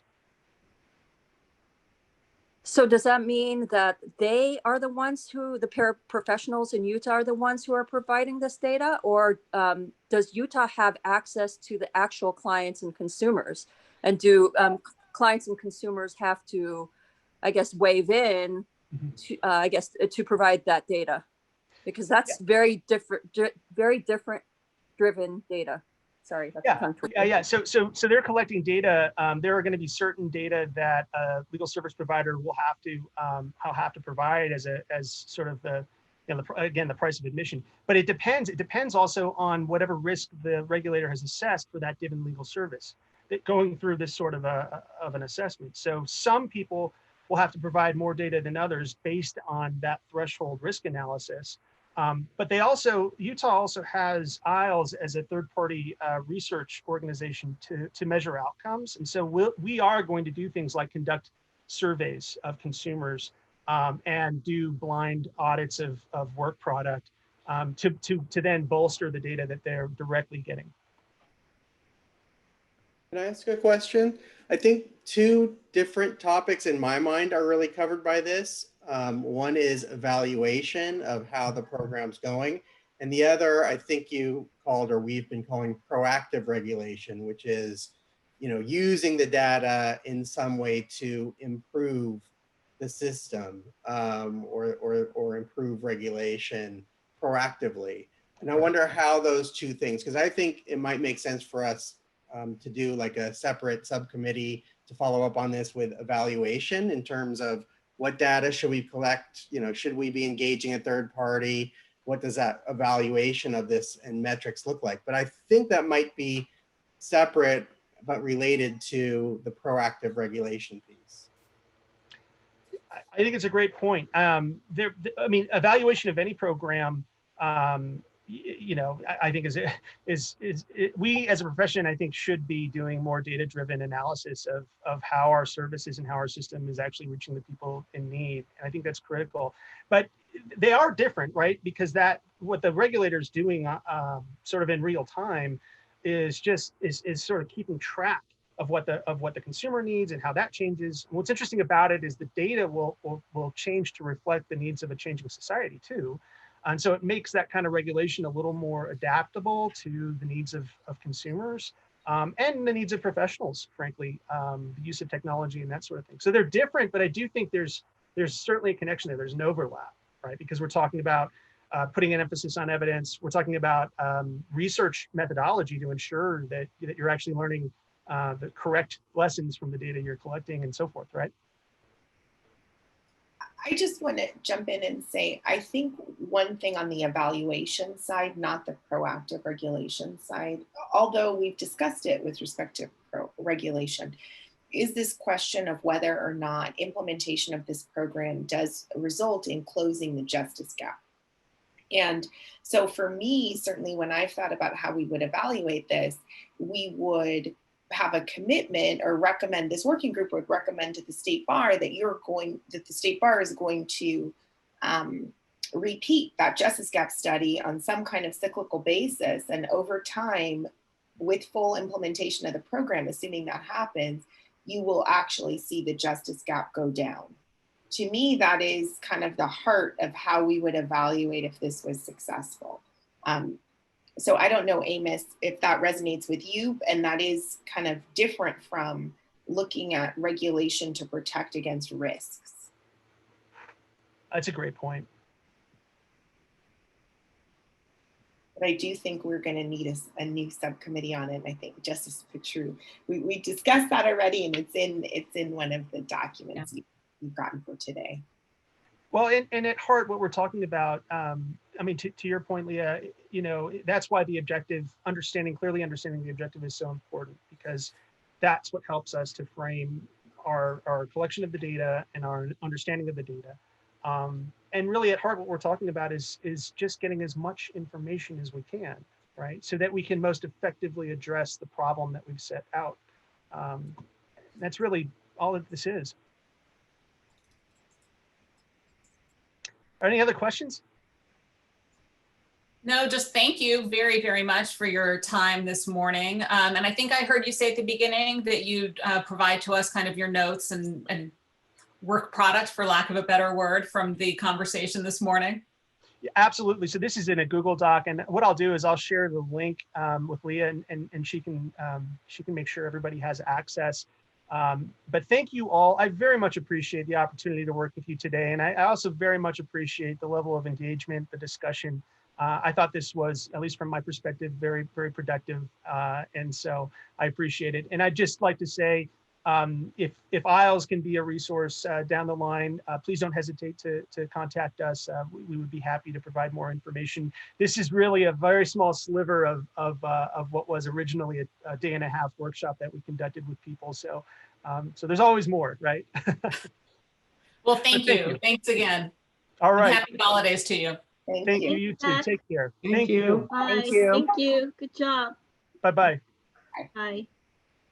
It would be, as we figure out how to move forward, it would be helpful for me to know if there are folks who have to drop off during the afternoon. So for example, Judge Wiley, do you still have that hearing at 1:30? I do not. Okay, you're a miracle worker. So is there anyone else who has to leave at some, yes? I have a hearing at, Go ahead. Stephen Hamilton, sorry? I got a hearing at 1:30. It's a default prove up. It should hopefully go quick, and I'll ask for priority. Okay, anyone else? Yeah, Zyra, I have to leave for half hour to an hour at 12:30. At 12:30, okay. And then I think I saw Stephen Fleischman. Yeah, I have a partner meeting at 12:30. It should be over by 1:32. Okay, well, 12:30 then, Leah seems like would make a logical pause point. So at least folks who have to have something at 12:30 miss less rather than more of the afternoon. What would be your proposal as far as what we do with the next half hour? So we have next up the regulatory structure and board composition. I think that the half an hour is probably sufficient for that. And yeah, I think so. Linda, do you disagree? Oh, I think that should be fine. I think it's more than enough. Okay, well then why don't we do that and see where we are, maybe call a break at that point, and then in the afternoon can roll out into the pilot program discussion and also the specific subcommittee conversations and just kind of get to work. Right. So I just want to confirm that everyone can see the screen that I have up, the PowerPoint. I can see it. Yes. I want to present the information and go into a little bit more detail than was provided in my memo, although the memo has a lot of information. But in developing recommendations for the board size and composition, I looked to the two different groups. I looked to the paraprofessional programs in other states, as well as licensing boards in California, both those under the jurisdiction of the Department of Consumer Affairs, as well as the State Bars Board. And as you can see, in terms of the recommendations, I've recommended a size of a 13-member board. That's the size of the State Bar Board, and it really aligns with other boards, other licensing boards in California. And I just want to say that it made sense to me to align this board with other boards in California as opposed to those of paraprofessional programs in other states. In other states, the bars are, even if they're mandatory bars, they still follow the model that California used to have of elected members. And I think we want to move away from that the way we've done with our Board of Trustees and which is similar to how the DCA licensing boards are, that they're appointed members. And so following that, the recommendation is for 13-member board. And as I stated in my memo, the Board of Trustees, the State Bar Board of Trustees adopted a policy a couple of years ago saying that boards of different committees and commissions shouldn't be more than 7, because that helps to facilitate decision-making, unless there's a compelling need, either due to the amount of work or to ensure adequate representation of interested parties. And that's where I think that we need to, because of the amount of work that needs to be done, and also to ensure that we have adequate representation from all of the different stakeholders, that's where the recommendation for 13 members was made. And similarly, in terms of the composition, we want to be sure that we have significant representation by paraprofessionals and by members of the public, and as well as a couple of attorneys. And it seemed like this was the good balance. Again, these recommendations are a starting point to have a discussion. And again, following the appointing authority of both the DCA boards and the Board of Trustees, the appointments for the licensees are generally done by the governor, and the public members are split between the governor and the 2 houses of the legislature. And then in terms of the attorney members or the licensees, we want to be sure that the Supreme Court is appointing some of the licensees, because this. I have a question. Would you like it Yes. now, or would you like to wait till the end? Now is fine. I'm just wondering why there are no judges among the 13 members.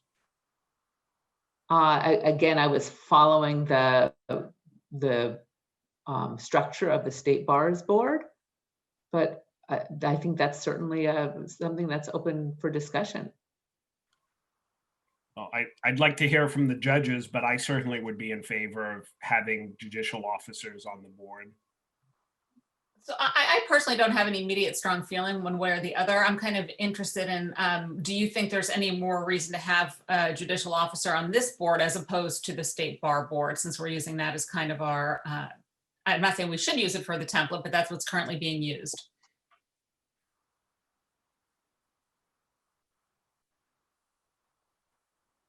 This is Judge Rubin. I also noticed judges were not part of the lineup, but I appreciated this is just a jump off discussion and just to get everybody thinking.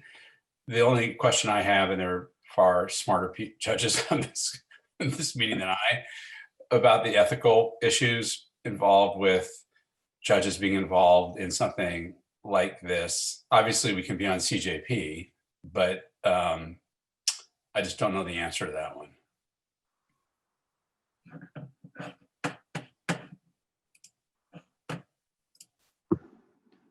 This is Erica. I think that's a really good question, Judge Rubin, and probably will be more guided by what we decide that board's responsibilities will be. So more information would help answer that question. I agree with Judge Yu. I always agree with Judge Yu.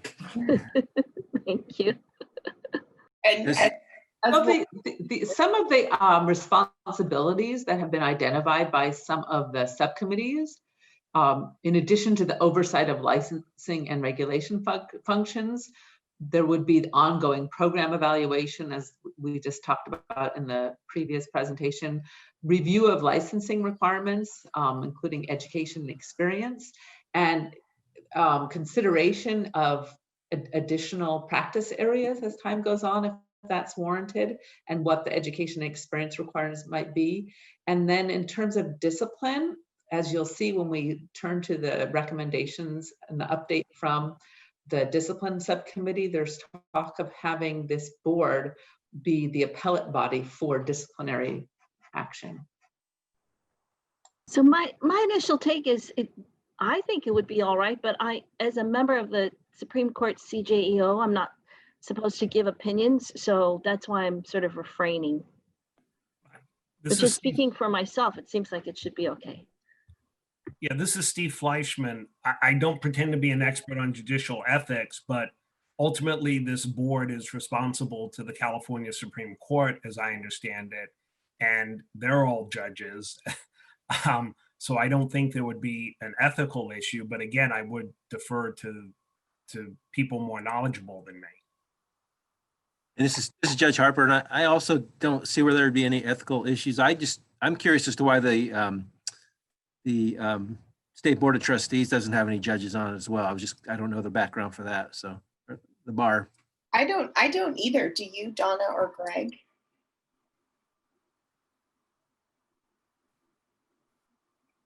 I can't see anyone. It sounds like a question we need to take back to look at the history on that. I don't know the answer. Yeah, I don't know the answer either. But it sounds like the group is interested, assuming there's no ethical bar, you would be interested in having a judicial member of this governing board. Is that accurate? Yes, but I would say member or members plural. Okay. And who would they replace in the current composition structure? Or would it be additive? This is Judge Rubin again. Just in my experience with boards and working groups and committees, this committee is bordering on max just to be able to get anything done. When I was president of I CJA, agree. we had 26 members, and it was very, and you can imagine with judges, it was very difficult. So I think 13 or 14 might be right. You may want to maybe do a hybrid, like add a member and then take one away from a different category. Like I see there's 4 PUG members appointed by the governor. You may drop that to 3, and then you'd have 14 members. I don't know. Oh, you want an odd number, that's for sure. This is Steve Fleischman. I would say replace the word attorney with judges appointed by the Supreme Court. And in terms of the 4 appointed by the governor, 2 public and 2 attorneys. I'm in favor of having a judge on or a retired judge as a member of this, but I think having the governor appoint 4 is too many. And I think it's too many in my view. Well, maybe I could suggest this is kind of fine tuning. Maybe Ms. Cass finishes, and then maybe we come back to this some other time. I mean, I don't think, Ms. Cass, you were not expecting us to figure this out today, were you? No, this is just an opening point for discussion. I would want to urge that we have close to half of the members be public members, just as on a policy basis. The State Bar Board has 6 public members, and I think we should follow that model. Linda, by public member, do you mean non-lawyer, non-paraprofessional? Yes. Thank you. So someone who's neither a current nor formal licensee of the State Bar. I forgot something I was going to say about having 4 people appointed by the governor. Maybe there are some other governmental appointing authorities that would be good. Like maybe the Department of Consumer Affairs. Maybe there are others. So for us, like Linda said, most of our members are all appointed by the governor, with the exception of the ones that are legislative appointed. We do have some committees where there's a director appointment, but not for any of our boards. This is Julia. I just think considering the beginning of this program, 2 attorneys seems small in terms of attorney representation, just to me. I agree with you, Julia, and adding judges. Part of the reason I'm suggesting adding judges is because of that. Well, and I understanding judges are retired attorneys. Well, and also to have 5 paraprofessionals at the outset of this is kind of difficult. I think that is too many paraprofessionals from my point of view. I would agree with that, Julia. I mean, we're dealing with a profession that has not evolved yet, developed, and I think there'll be very low expertise contributed at the pilot stage. I would prefer to see perhaps 3 paraprofessionals and 4 attorneys/judges. Maybe provide for phasing in more paraprofessionals in future years. Yes, I think at that point, their experience and expertise would be most helpful, whereas here, since most of us creating this are attorneys and other members, I think we're going to continue to need the guidance of the judiciary and the bar. How about a paralegal or a document preparer? That's a good idea, Ira, instead of 6 public members. But I thought that once this program commences, this is the only way that those folks can practice that type of profession, right? No, I don't think so. That hasn't been my understanding. I've been asked on multiple occasions how I see the LDA and the paraprofessional program running side by side. And the way I describe it is a different hat, right? So the LDA profession has been here since the 70s, but it got codified in Business and Professions Code section 6400 in the year 2000. So we've been here, we're gonna be here. There are a lot of LDAs who, given the opportunity to go back to school and give legal advice, will not wear that hat. So I've always seen this as running a separate program. One paraprofessional program should not eliminate what's working already and what's already in place. I agree with Elizabeth, being a paralegal educator, that there are some who are not everyone is going to be interested in carrying the ultimate responsibility of a case, nor do they want to be an advocate in whatever form we will eventually decide they may be advocates in. So that is going to be the level that is going to be above paralegal and above legal document assistance. Is there's going to be a movement toward more of an advocacy situation, which I think would be helpful to, in the beginning especially, be reviewed by attorneys and at least one judge. So at least we will have legal document assistance or license in a different way. Paralegals are defined as those who are supervised by attorneys, and then paraprofessionals through this program. How about so we're eliminating the group of professionals who don't fall under any of those? Well, they would have to, I'm on the licensing subcommittee with Stephen, and we've had new members join, but in the past, what we have been working on is the idea that the qualified people to take these courses are going to be paralegals or other time of legal educators. And I know that in public comment, we heard about the master's programs. So in terms of talking about qualifications, I think we're going to do that more this afternoon. Okay, well, I don't want to get us off the topic, but that wasn't my question, but we could talk about it later on this afternoon. But I think for let me just jump in for 1 second.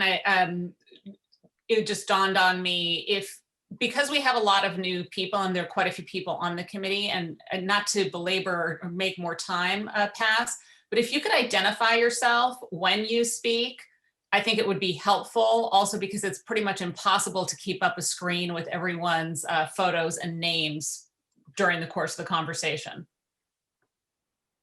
Thank you. Okay, I'm Leah Wilson, and I'm helping to staff the working group. And I just wanted to respond to Fariba. I think that recommendations regarding LDAs, UDAs, and immigration consultants, which I put in a group of other legal service providers that are loosely regulated, I think it's fair to say. Recommendations regarding those groups is outside of the scope of what the charter for this working group contemplates. However, the issue has come up over and over and over again as we've learned more collectively about the regulatory environment for those actors, and those of you with a lot of experience with them have reported. And so I don't think it would be inappropriate for this working group to include in its final report some recommendations regarding either additional regulation for those professions, potentially sunsetting of them, grandfathering in existing licensees. So I wanted to say that is not formally part of the charter. If you all decide that that's something that you want to take on, there's certainly nothing that would preclude you from including recommendations to that effect in your final report. This is Julia Brynelson. I am a paralegal educator of 15 years at an ABA approved program. And I think that while we can consider having those other paraprofessionals or whatever, I guess we're vocations, the nice thing in the way that we've been considering how to bring in more people is to take those type of folks who then would dedicate themselves to getting a paralegal certificate, which would not take that long. And then they could elevate themselves into the paraprofessional program. Stephen and I have taken a great deal of time, and Claudia has been very helpful, that we have to imagine that there's coming with enough background to make it into this important paraprofessional career. Otherwise, I don't think we are going to have consumer confidence. So I think they all have to come with some ability prior to entering into this program.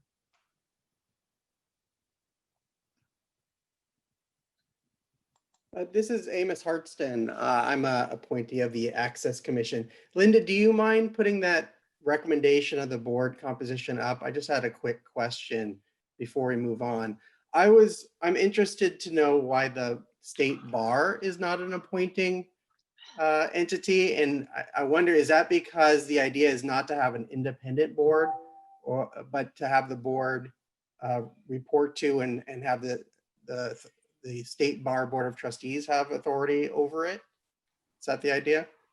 I think the intention is that ultimately this board would report to the State Bar Board of Trustees. And I discussed that, that's not on the slideshow, but I discussed that in the memo, that the board could delegate certain responsibilities like ultimate authority over disciplinary decisions and rules, but that, and evaluation.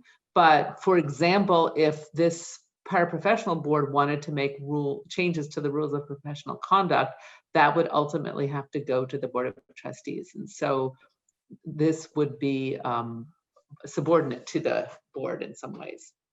So I think it would be helpful if in this discussion, we do talk about what the board would have responsibility over or authority over versus the Board of Trustees of the bar, and if there should be state bar appointees. I agree with Amos. This is Julia. That would be helpful to hear.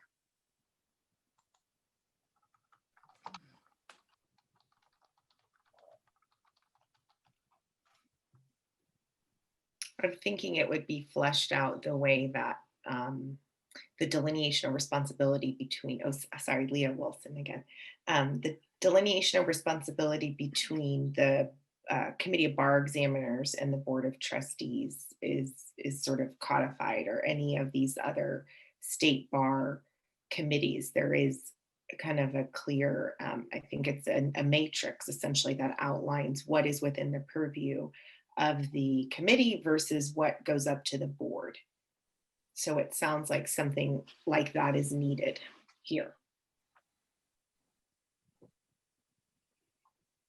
And I think the bar board does appoint members to some of those committees, but maybe I'm mistaken about that. We could look into that. Brady, do you know? Yeah, it does. To many of them, yes, most of them. Yes.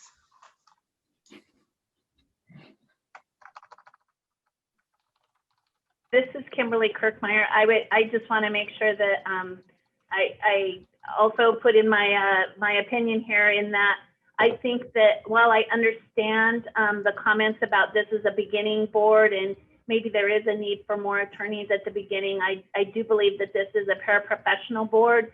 There is already an attorney board, and so I do believe that it should be made up of more paraprofessionals than attorneys. And I don't have a problem with the judge being one of those individuals who's an attorney, but I do think that the majority should be the paraprofessionals.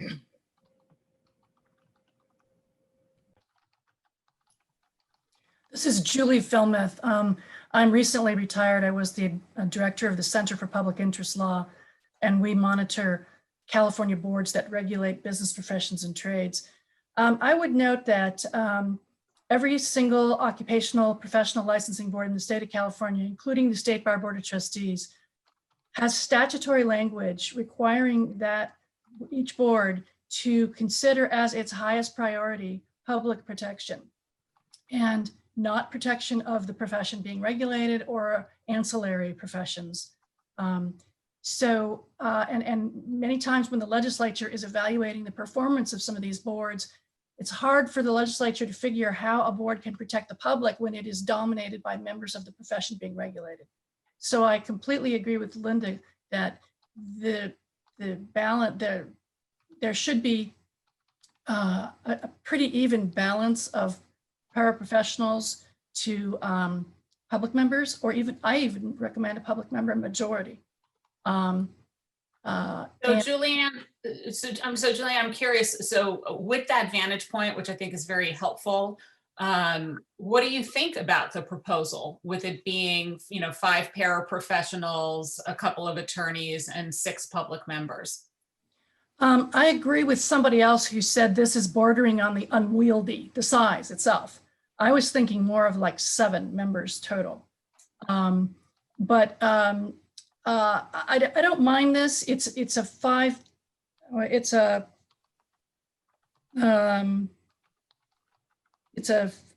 6-5 legal professional, paraprofessional majority over public members. I might switch that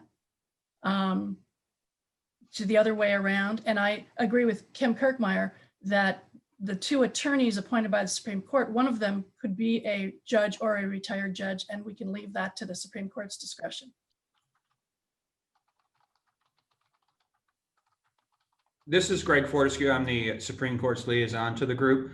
The issue of whether or not a judge can serve on the State Bar Board of Trustees, I just was going through the statute. I think it's because you only have 2 different types of trustees. You have public members, and by definition, under the State Bar Act, a public member is somebody who has never been admitted to the profession. And you have attorney members, and those attorney members have to be actively practicing. So by default, I think that prevents a judge from actually serving on the board, but that's just the statutory construction for the Board of Trustees. Thank you.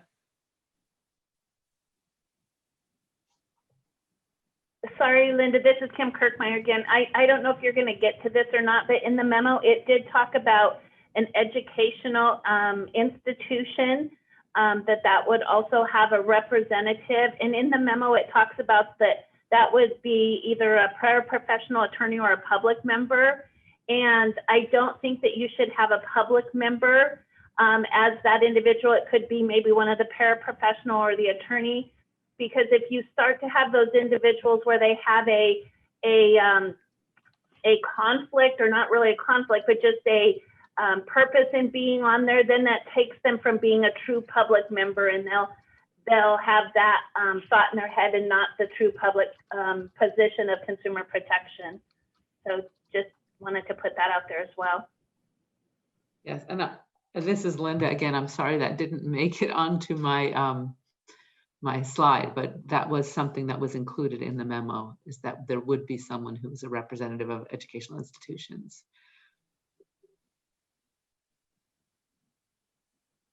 Do people agree that that's a good idea?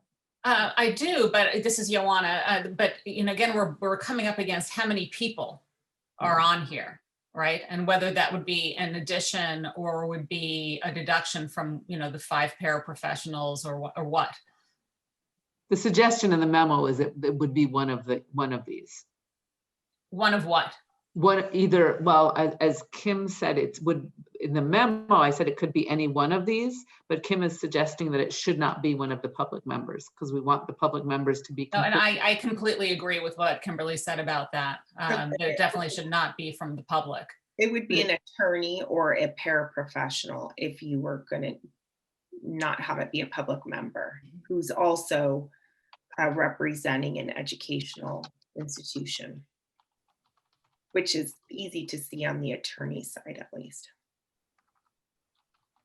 Right. Okay. Everyone, I have a question just about the public members being appointed. May I? Sure. Of course. Thank you. So I see here we got 4 public members appointed by the governor and 2 by the legislature.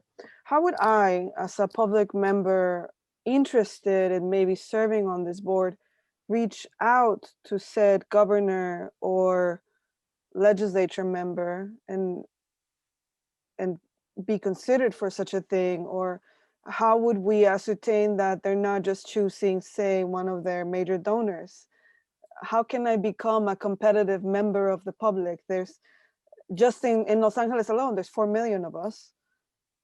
plus. Yeah. California is a large, large state. There's millions. It's, I think, almost 40 million of us. So how can I be a competitive member, or what can makes someone me speak? stand out amongst other members? Just preparing. Yeah, I think that's such a great question, and it's a fair question. I know we have Dr. Nicole Robinson, who's joined our working group today, and Nicole's pathway to this working group was through the African American Board Leadership Institute, which is one of several kind of affinity organizations around the state that are designed to create a pipeline for folks like yourself, Claudia, to get appointed to boards and commissions. And when I was executive director of the State Bar, I did reach out to many of these affinity organizations. I believe that the governor's office is doing the same thing. And Kim probably knows the best of all for this, but I think it's an excellent point and something for us to think about as part of the actual implementation of this body. How do we ensure that real outreach is done? How can we support it and ensure that folks make their way up through those appointment pipelines?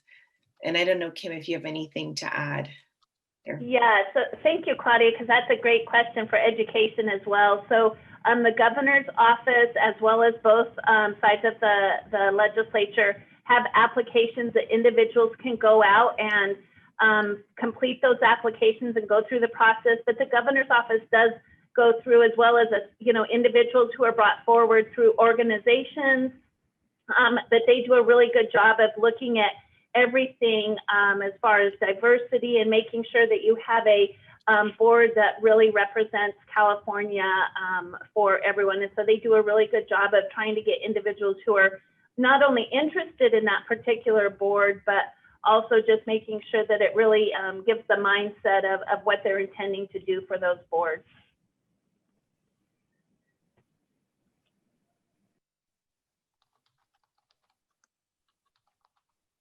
So Linda or Leah, was there further discussion that you wanted on this at this point? No, I think this is a good place to stop. I think we're gonna have to figure out how to dig into and resolve some of the outstanding issues between now and the next meeting.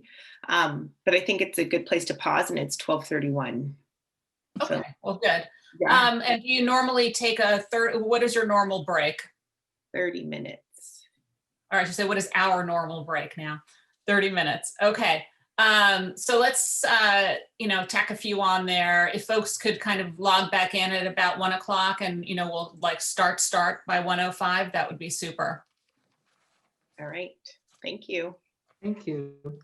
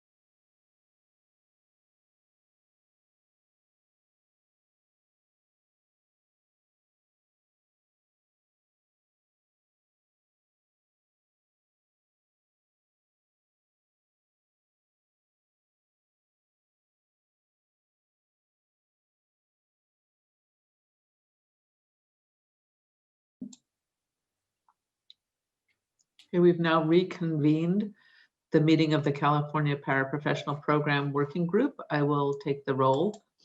Bashan, Present. Reynolson. I thought I saw. Okay. Present. Sorry.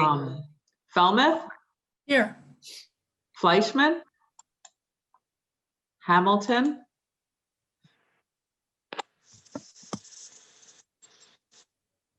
Thought I saw Stephen Hamilton. I think he said he had a 1:30, but No, he's here. I think he's here. Oh, maybe he's not here. Okay. Harper, Judge Harper. Here. Hardston. Here. Kirkmeyer. Here. McRae. Here. Olvera. Here. Justice Petru. Here. Dr. Robinson. Here. Judge Rubin. Here. Shining is not here. Sarush. Here. Spyro. Torres Ambris. Judge Wiley. Present. Judge Yu. Present. We have a quorum. All right, is anyone in attendance who would like to make public comment? If so, if you could do the little hand signal, that would be great. Okay, we have Angela Grijalva. You may speak now. Thank you. Thank you for saying my last name correctly. First and foremost, thank you. So I thank you all for being here. I guess I'm hearing a lot about. I'm hearing about consumer protection, making price gouging, making sure the consumers know that they have free services. So alternatives, right? And I really like the comment about, hey, let's talk about what consumer market we're really discussing here.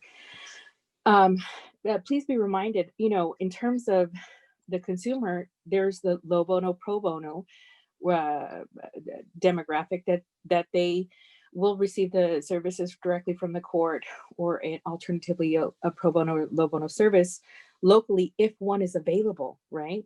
Because we have to think about the rural county. And then you have the middle to median income who can afford to pay the higher services, but yet are priced and maxed out when it comes to attorney services, that they can't afford the 5,000 retainer. They can afford 1,000, they can afford, 1,500, but the 5,000 is beyond their, available dispersible funds. So the other concern was about quality of customer service. So are they receiving quality service? Are they receiving good service? To me, those things are byproducts of an open market, right? And so if there's LDAs that are in the market or offering document preparation services, if there's the independent paralegal or the paraprofessional out there providing services, the market will correct itself in terms of price control, right? And setting those caps, suggestions of setting caps, you can't, I think it's very dangerous, because to me, that's another monopoly, right? To me, that's a continuance of the monopoly that attorneys have over the legal services market, because they're not capped. The market will correct itself.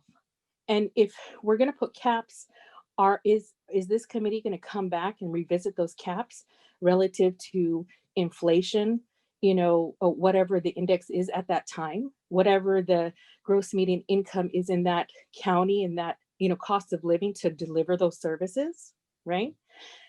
So the other thing I think it's important to understand, so if we look at the delivery of legal services, let's break it down, right? There's the legal advice, right? Which right now is only attorneys can provide.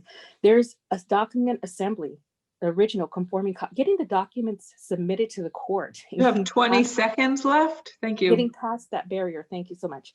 And then, just getting the documents filed within itself is a barrier within itself. I just had a client who paid a first appearance fee, filed a motion to modify support, and all they needed was a termination of an income withholding order because their children had aged out. So that's like $500 out the window that it was unnecessarily expended, and they went to the court self-help service. So I hope this helps a little bit. Thank you. Is there anyone else before we turn to the minutes? I don't see any hands raised. No, I don't see any other hands raised. All right, so Leah, if you could take it away in regards to the minutes. Sure, and I'm actually gonna ask Linda to propose. I think we want to have approval of the minutes for June 30th, July 13th, and August 25th. The October 29th minutes, I think, just got posted about 15 minutes ago. So obviously we're not going to ask anyone to approve those, but they're up for review. And speaking of minutes, I'd ask that today's minutes reflect that all of the new members, myself included, are abstaining from this vote. Absolutely. Okay. So can we get a motion to approve the minutes for the June 30th, July 13th, and August 25th? I'll move to approve the minutes for those meetings as published. Second. Who was the second from? Dana. Okay. Okay. And I will call the roll for the vote. Bashan? Yes. Brynelson? Yes. Falmouth? Yes. Fleischman?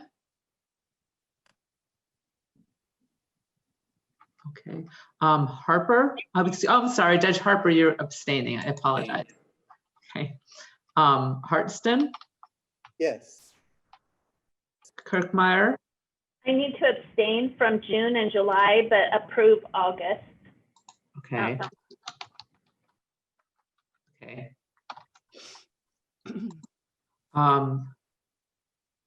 McRae? Yes. Olvera? Yes.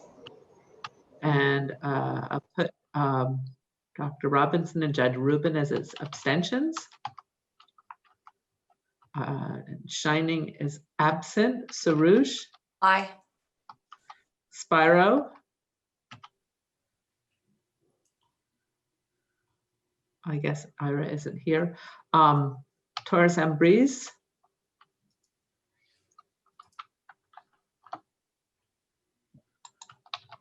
Claudia. Claudia? Thought she came in. Okay.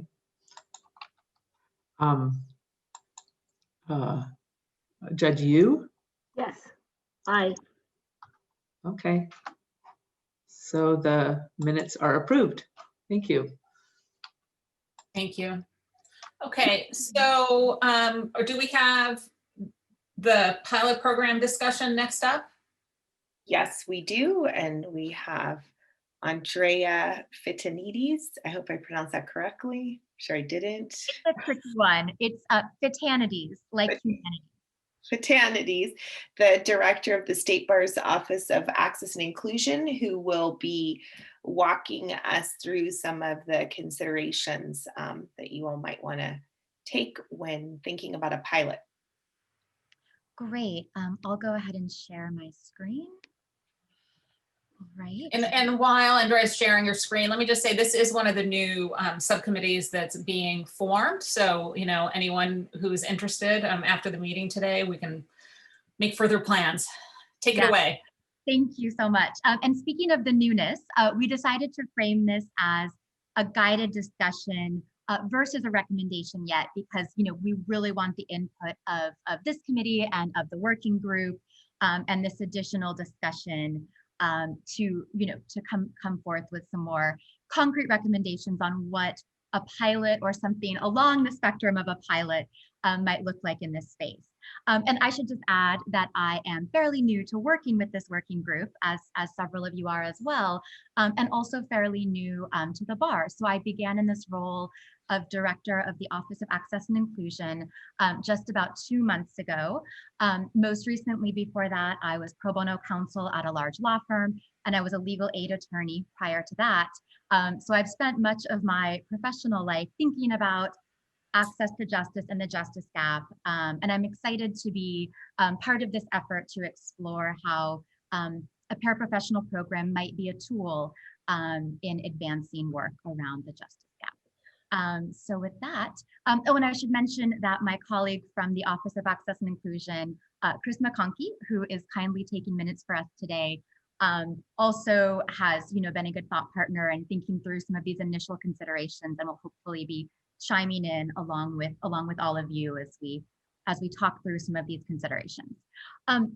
A pilot program in this space does present some challenges, because just as a high level overview of what we're going to be talking about, because of course we don't yet have a class of licensed individuals that are paraprofessionals. And so it's not like we can just give seed funding to test this without creating or considering some new structures and some new regulation.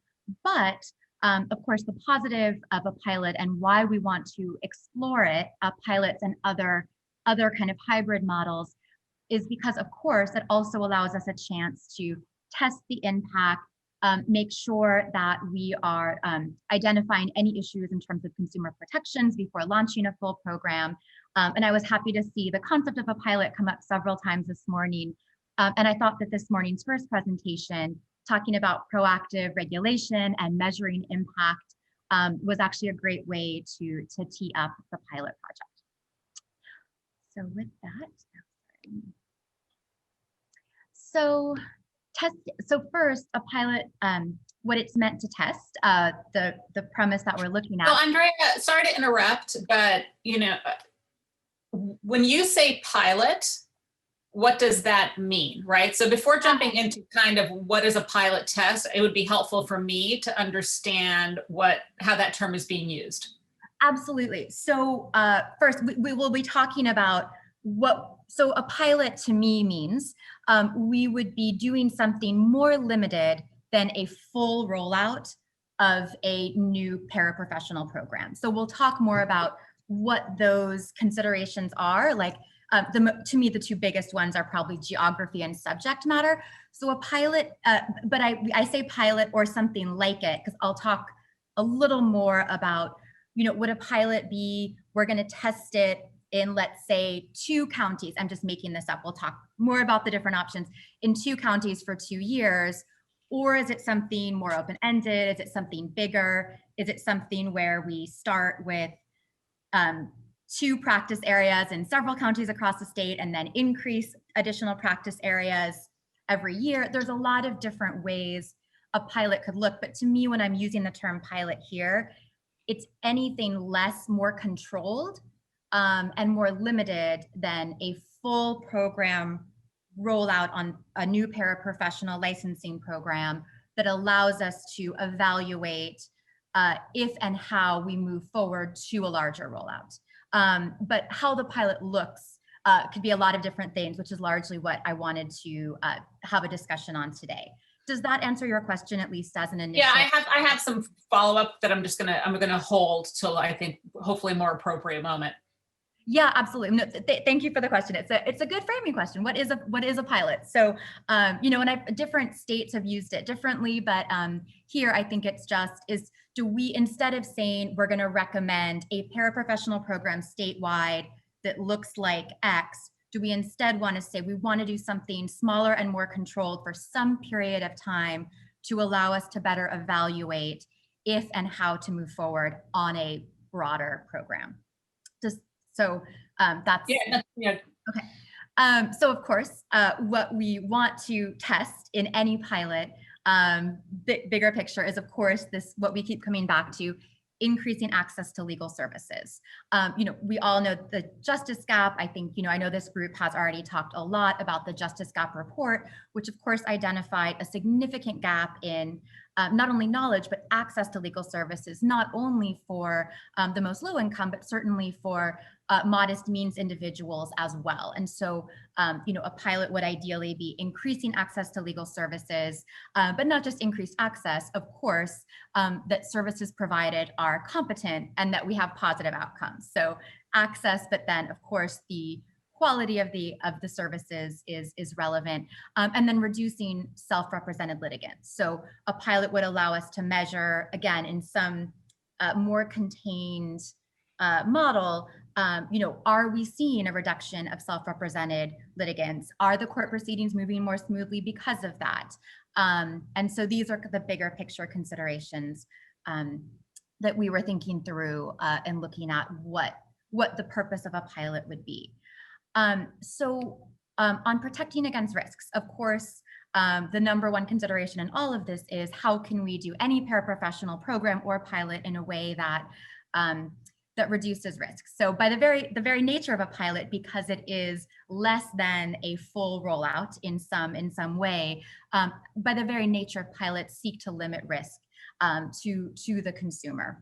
So the risks that we want to protect against, and this was talked about to some extent this morning, of course, bad case outcomes, a client overpaying for services, we talked about this morning, a client unable to exercise a legal right. So these are all of the things we want to avoid in any pilot that we explore.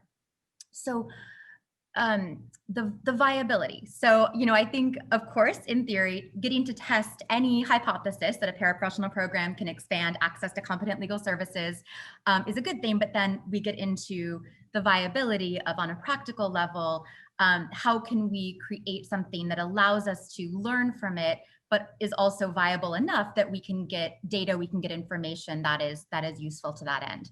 So the cost and complexity of setting it up is a big challenge. And I'd love thoughts as we talk through today on that, because, as we saw in some places like Washington State, in starting a paraprofessional program, they put in a lot of infrastructure at the start to test how the paraprofessional program would work. And the cost and complexity of new regulatory structures, new oversight, new licensing, new training, were all pretty big barriers of entry in a pilot. And it didn't allow it to happen in a number and a volume that really made it a useful exercise. So ability to generate sufficient number of paraprofessional participants. So, we need a program where someone's incentivized to sign up as a paraprofessional, and concerns, of course, would be things along the lines of, what if we have a pilot for 2 years, we're going to evaluate, what if it goes away and I invest time, resources, education into that, and then it's, up in thin air. So I think, and also, are you going to invest, based on if we require licensing fees, spend money on certain educational credits, for example, depending on how it's structured, is that going to be appealing? Because we can't have a pilot without paraprofessionals choosing to participate, of course.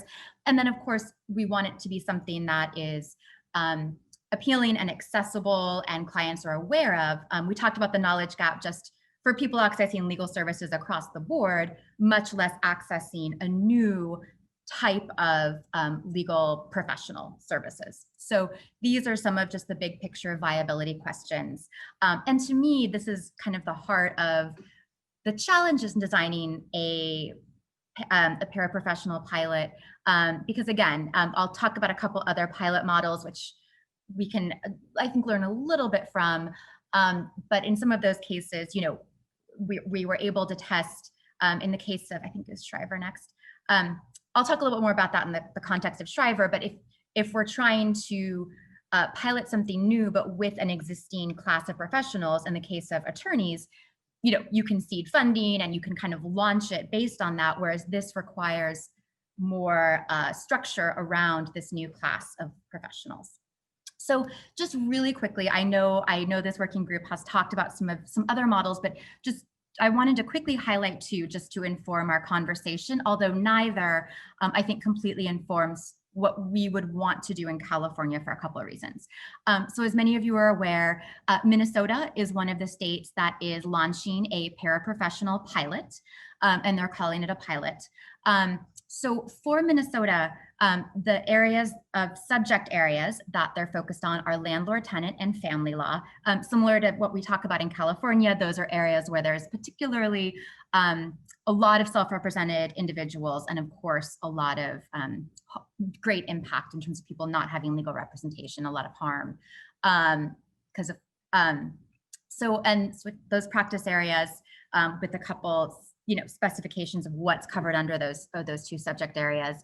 They're having a standing committee that certifies pilot participates, investigates and resolves complaints, and evaluates progress. This particular pilot, it's about a 2-year time frame, and then they're going to extend it if they feel satisfied with the results of this pilot.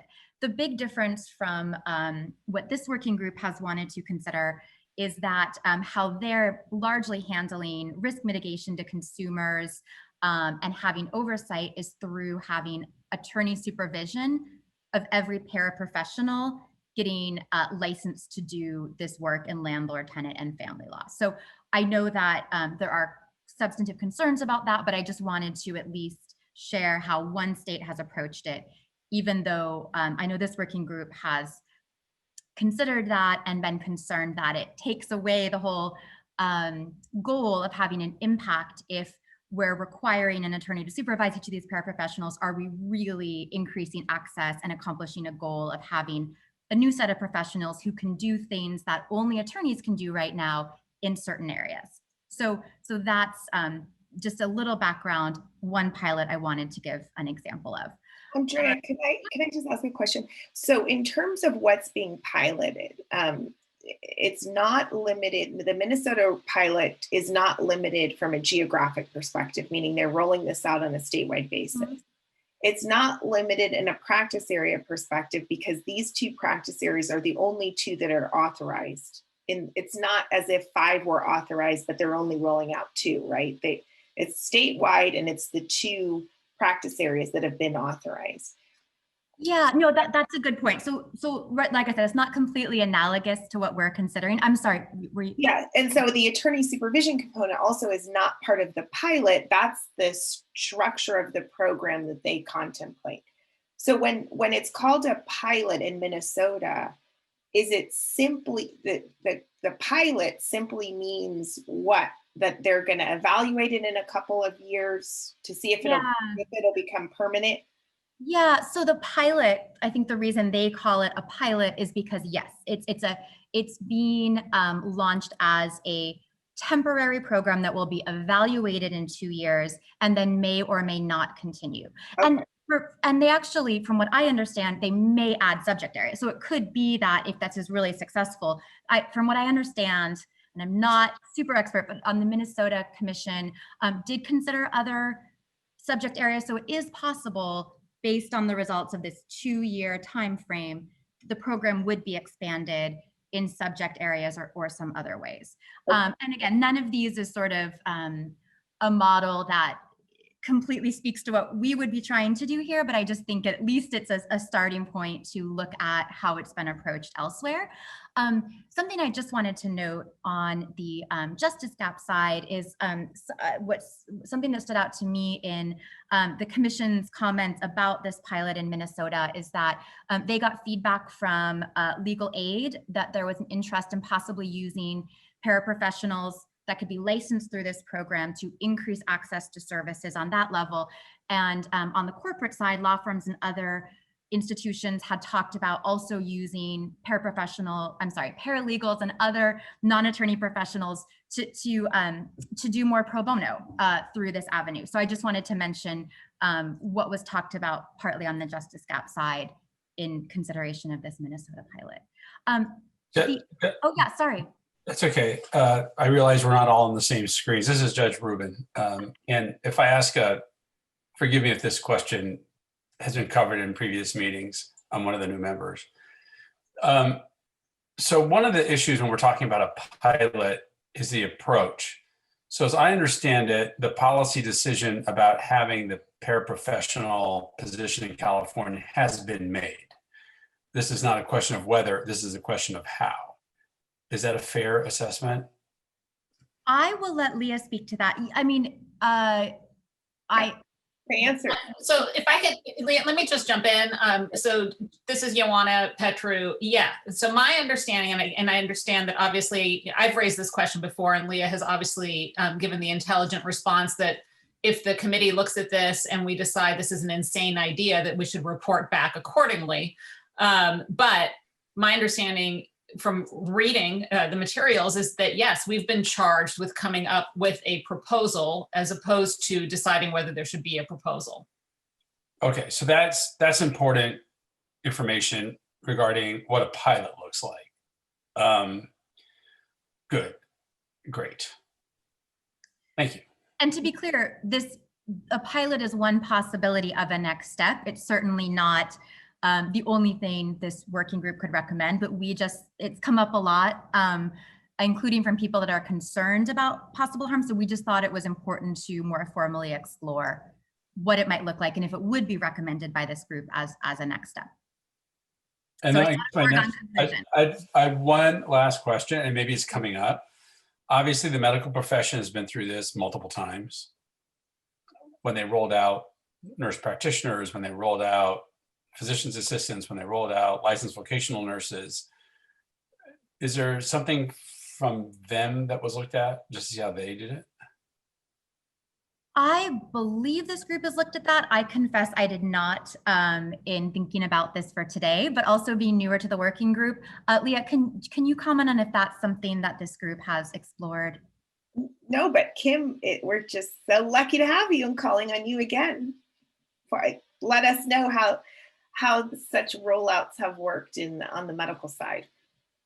So, I don't have the history back. I can get it for you, Leah, for the PA and nurse practitioner. And actually, Julie might even actually have it. She, I think, was looking at the board prior to that. But I can tell you for like some of the programs that have rolled out, they haven't gone in under a pilot program. They've actually gone in under just here's the legislation that sets this program up. We don't do pilot programs usually like this, with an exception I'll talk about in just a moment, but usually it's rolled out. It's a lot of times you'll get a general fund loan to set up that program. One thing I'm not sure how they've done with like board members coming on to like the boards when there's no licensee at that time and they roll that in. I'd have to look that up. But there is one interesting section of law that is it's under actually the OSHPAD, I think it is, under Office of Statewide Health and Planning Development. And they have a section of law that allows pilot programs to go in under them. So like right now they're looking at changing at the time, actually it's been last year, but they were looking at changing like what EMTs do. And they ran it through a pilot program through that entity. And then they do like looking at the consumer protection element and getting all kinds of data. And then at that point, if there's still a need for it, then you would run the legislation to put in that new program. And Julie, I'm sorry to put you on the spot, but I don't know if you have anything to add on that as well too. Are you saying Julia? No, I think she means me. This is Julie Felmuth, and my organization has looked at a lot of these boards and commissions for 30, 40 years. As Kim said, most of these professions were codified just with the creation of a board by a bill passed by the legislature and signed by the governor. But I agree with Kim, in the medical arena, this OSHPAD model of experimentation, if you will, has been used a lot. I remember one about 25 years ago when registered dental hygienists wanted to be able to practice independently of dentist supervision.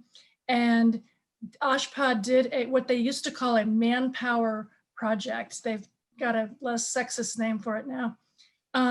But they rolled out this project where registered dental hygienists were allowed to hang out their own shingle in certain kinds of counties to do certain kinds of services. And then they measured whether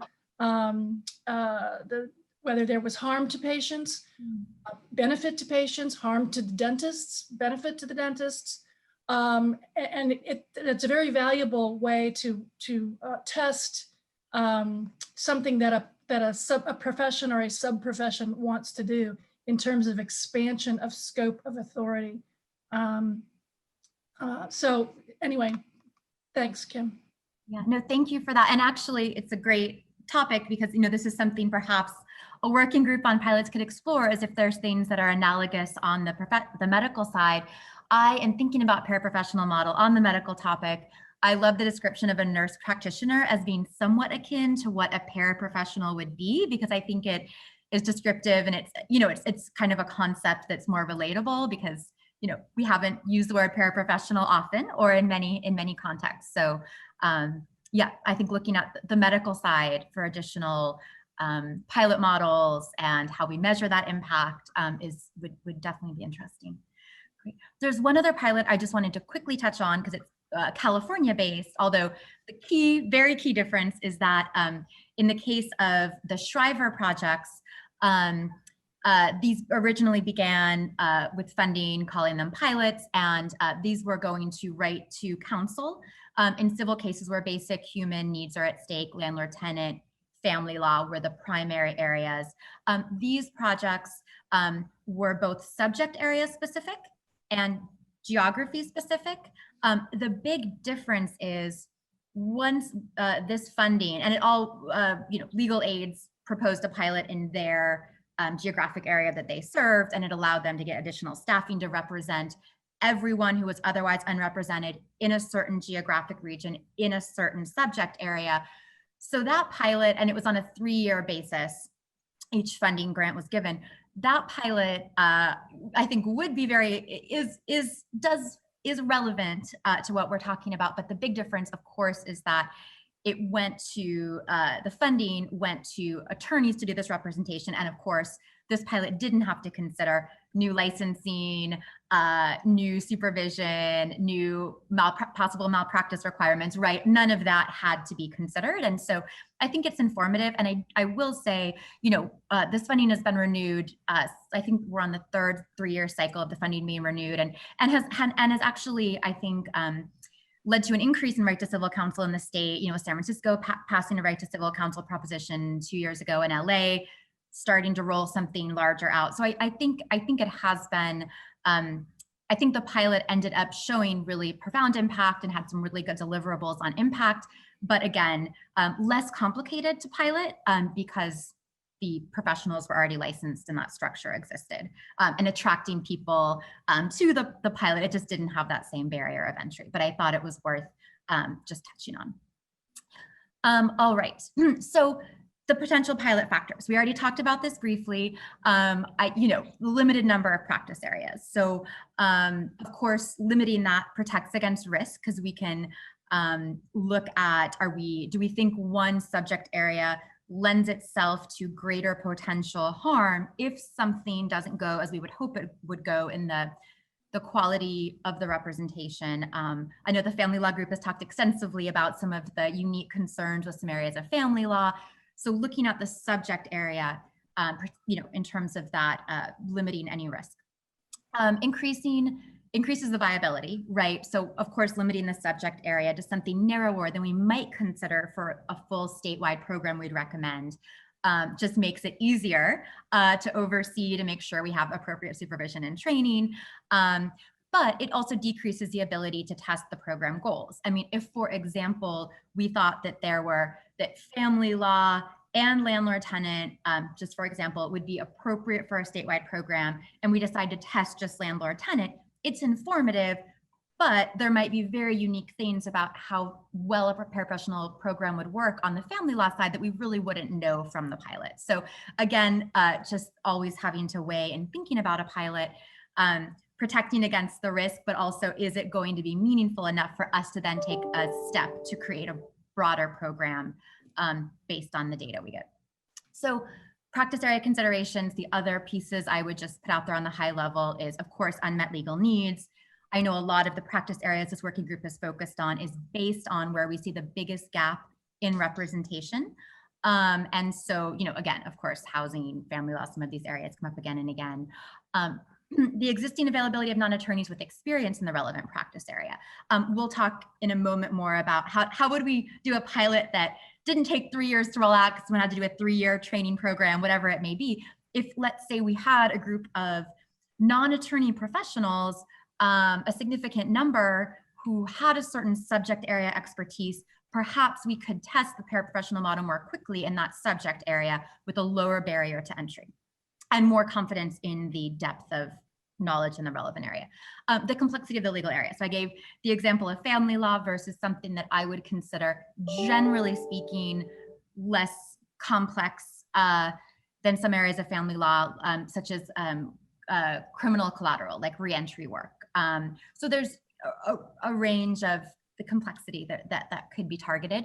And of course, the risk of harm due to inadequate representation. So trying to see if we are doing a pilot, do we want to look at an area where we're less concerned about if something happens, which we wouldn't expect it to, but if something does seem insufficient about the nature of that representation, is it going to be a grave harm or maybe a harm that's more easily corrected? Just again, not risk mitigation.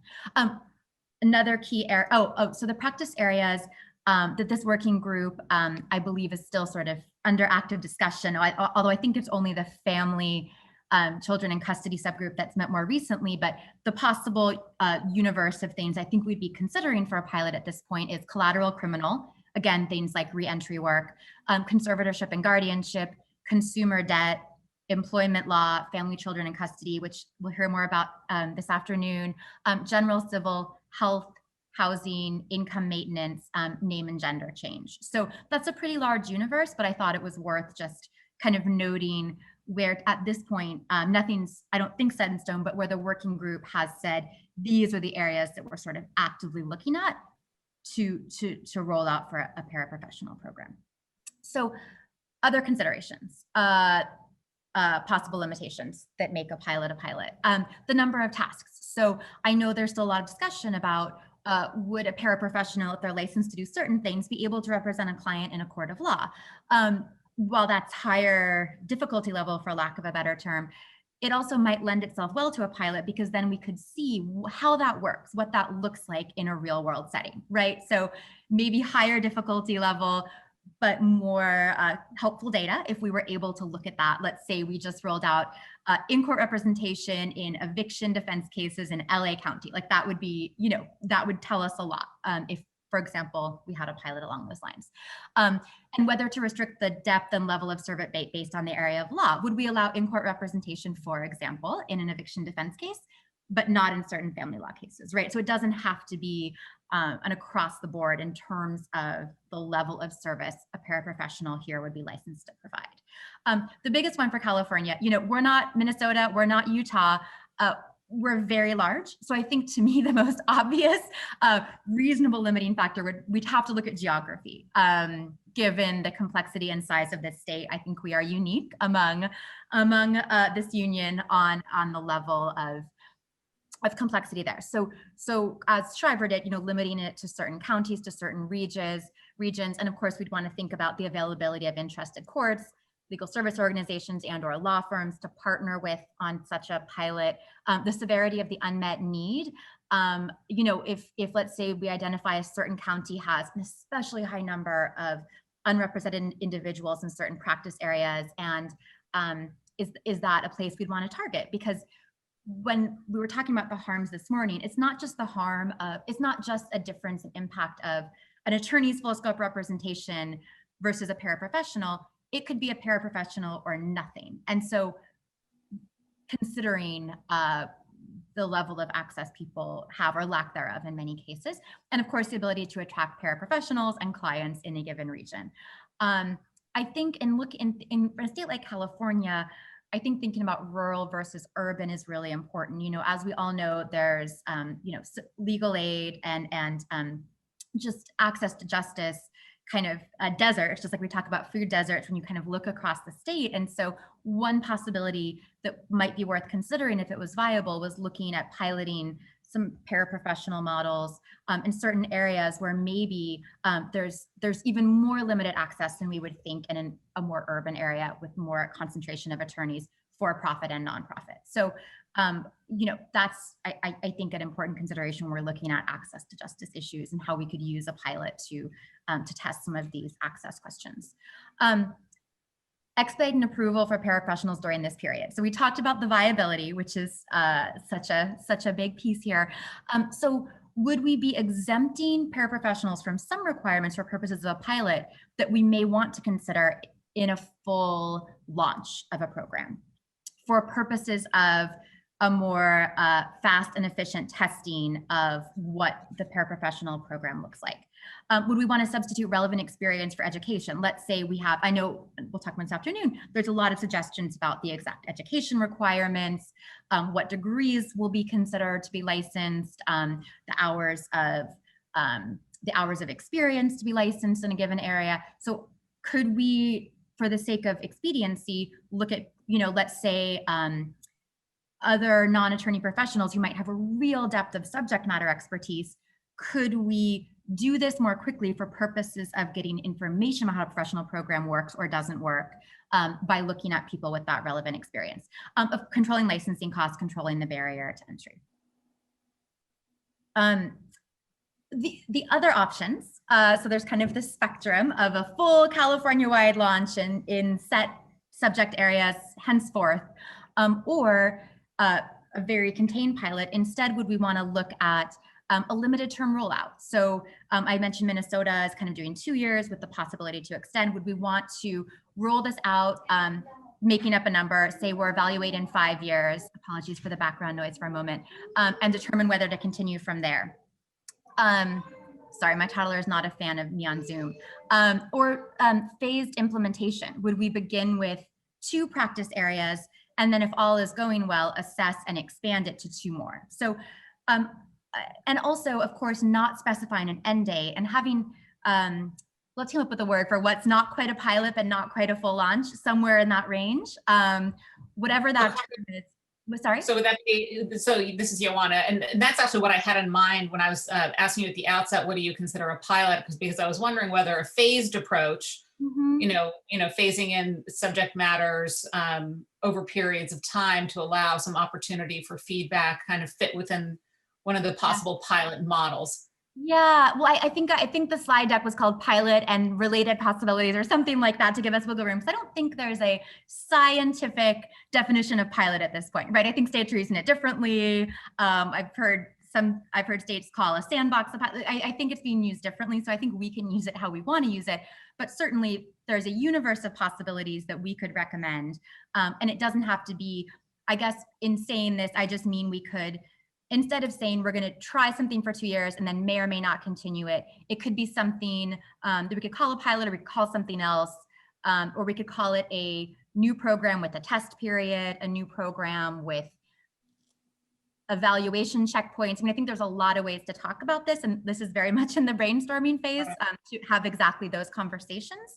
But that is the end of sort of the slide of the high level consideration. So I'd love, and Chris, please chime in as well as you have anything to add, but I would love, to hear any feedback about. Well, so just to continue with what I was saying a moment ago, this is a concern of mine. I mean, you listed as one of the key factors, the ability to generate a sufficient number of paraprofessional pilot, right, in quotation marks, paraprofessionals. And I do have a very significant concern that if we put out a program with a 2-year end date on it, who's going to go get the license?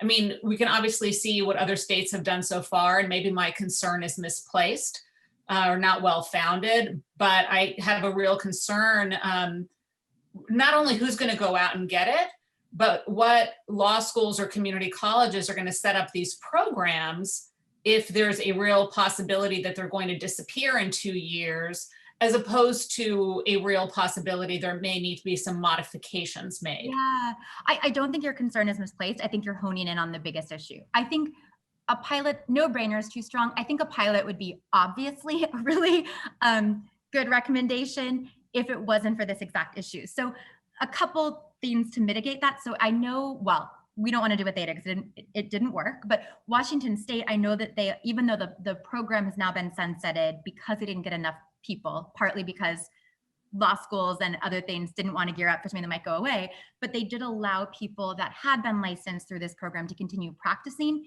even though they wouldn't allow anyone new to be licensed to be a paraprofessional, right? So I think if there was an educational piece about if you become licensed and this goes away, you'd still be allowed to practice. I don't know, I mean, that would be a conversation, but that's just one thing I throw out there because I know it's what one state has done.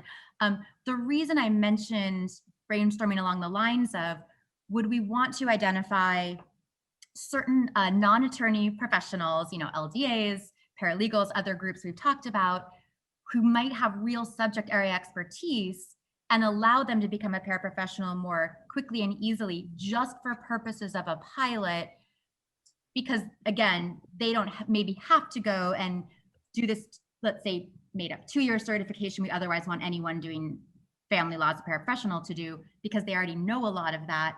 Would that be a way to test it without having that same barrier of entry? So I think you hone in on exactly where the biggest challenge is with a pilot in this space.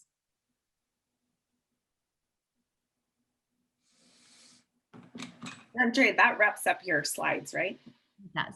Okay. I think just to sort of follow up, just as true on some of the conversations we've had internally, because Andrea has identified some really, I think, interesting options for being able to stand this up for fairly quickly. She just mentioned one, kind of choosing a certain group of folks to serve as that initial class of paraprofessionals, kind of on an expedited track. We've talked about an attorney supervision model just for purposes of the pilot, so you wouldn't have to stand up the regulator. I think those all make some sense. My concern has been, if the pilot is intended to demonstrate the viability and appropriateness of the future program, if the pilot looks too different from what the program ultimately will be in terms of who the paraprofessionals are or what the regulatory structure is, then it's not really going to generate that kind of result, right? You won't really be able to say that the success of the pilot therefore tells you that the program will be successful if the pilot looks kind of very different from what the ultimate program will look like. So there's some of the internal discussions we've had.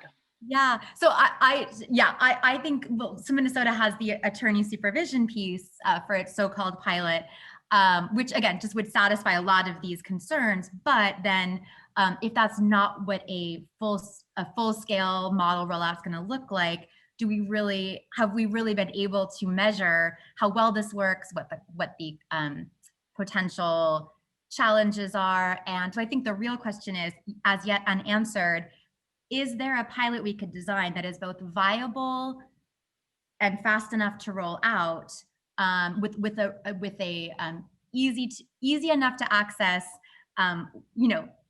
point of entry, that people want to participate, that will give us meaningful data. We were talking this morning a lot about measuring the impact, and my personal feeling is that there's probably something we could design that would be both viable and meaningful in understanding how well a paraprofessional program works and where it works best and what subject areas it works best. But it is not a simple task, and I think that's why we want to more formally explore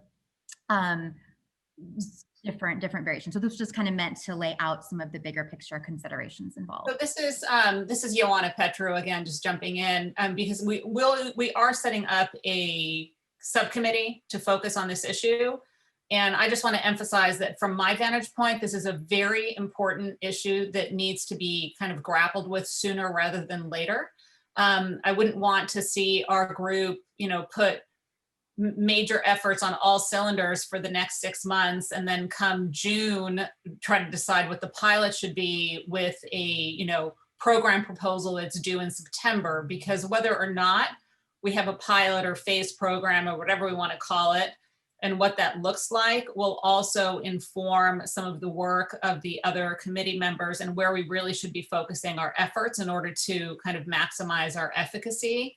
So we'll put the group together. The group will be talking soon, and I'm sure have something to report at our next meeting.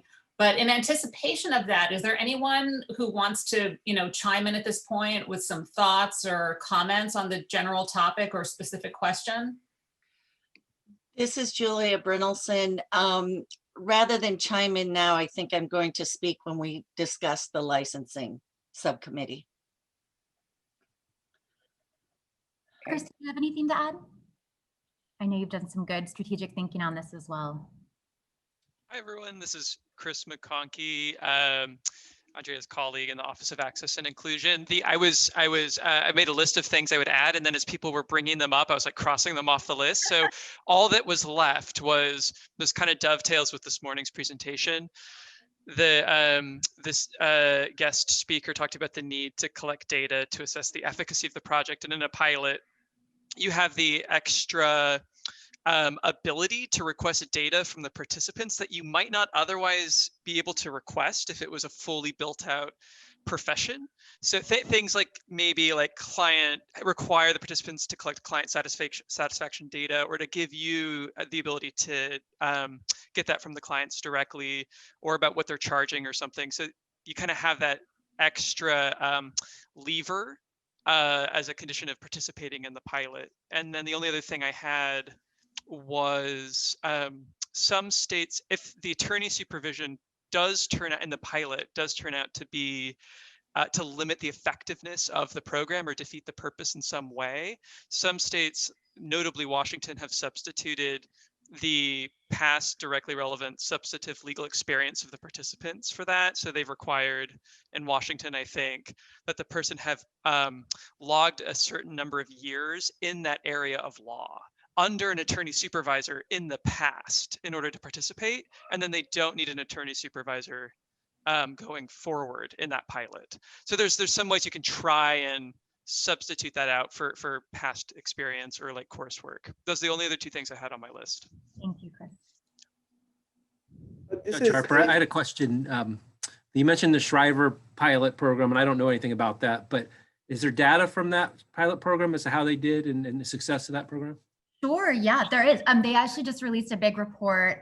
It's in the Dropbox materials, but happy to circulate. Well, so that it moved from a pilot into sort of an ongoing program. And like I said, certain regions are now trying to have city-specific funding in California to have right to civil counsel on certain topics in certain areas. So in San Francisco right now, for example, you have a right to an attorney in an eviction case across the board.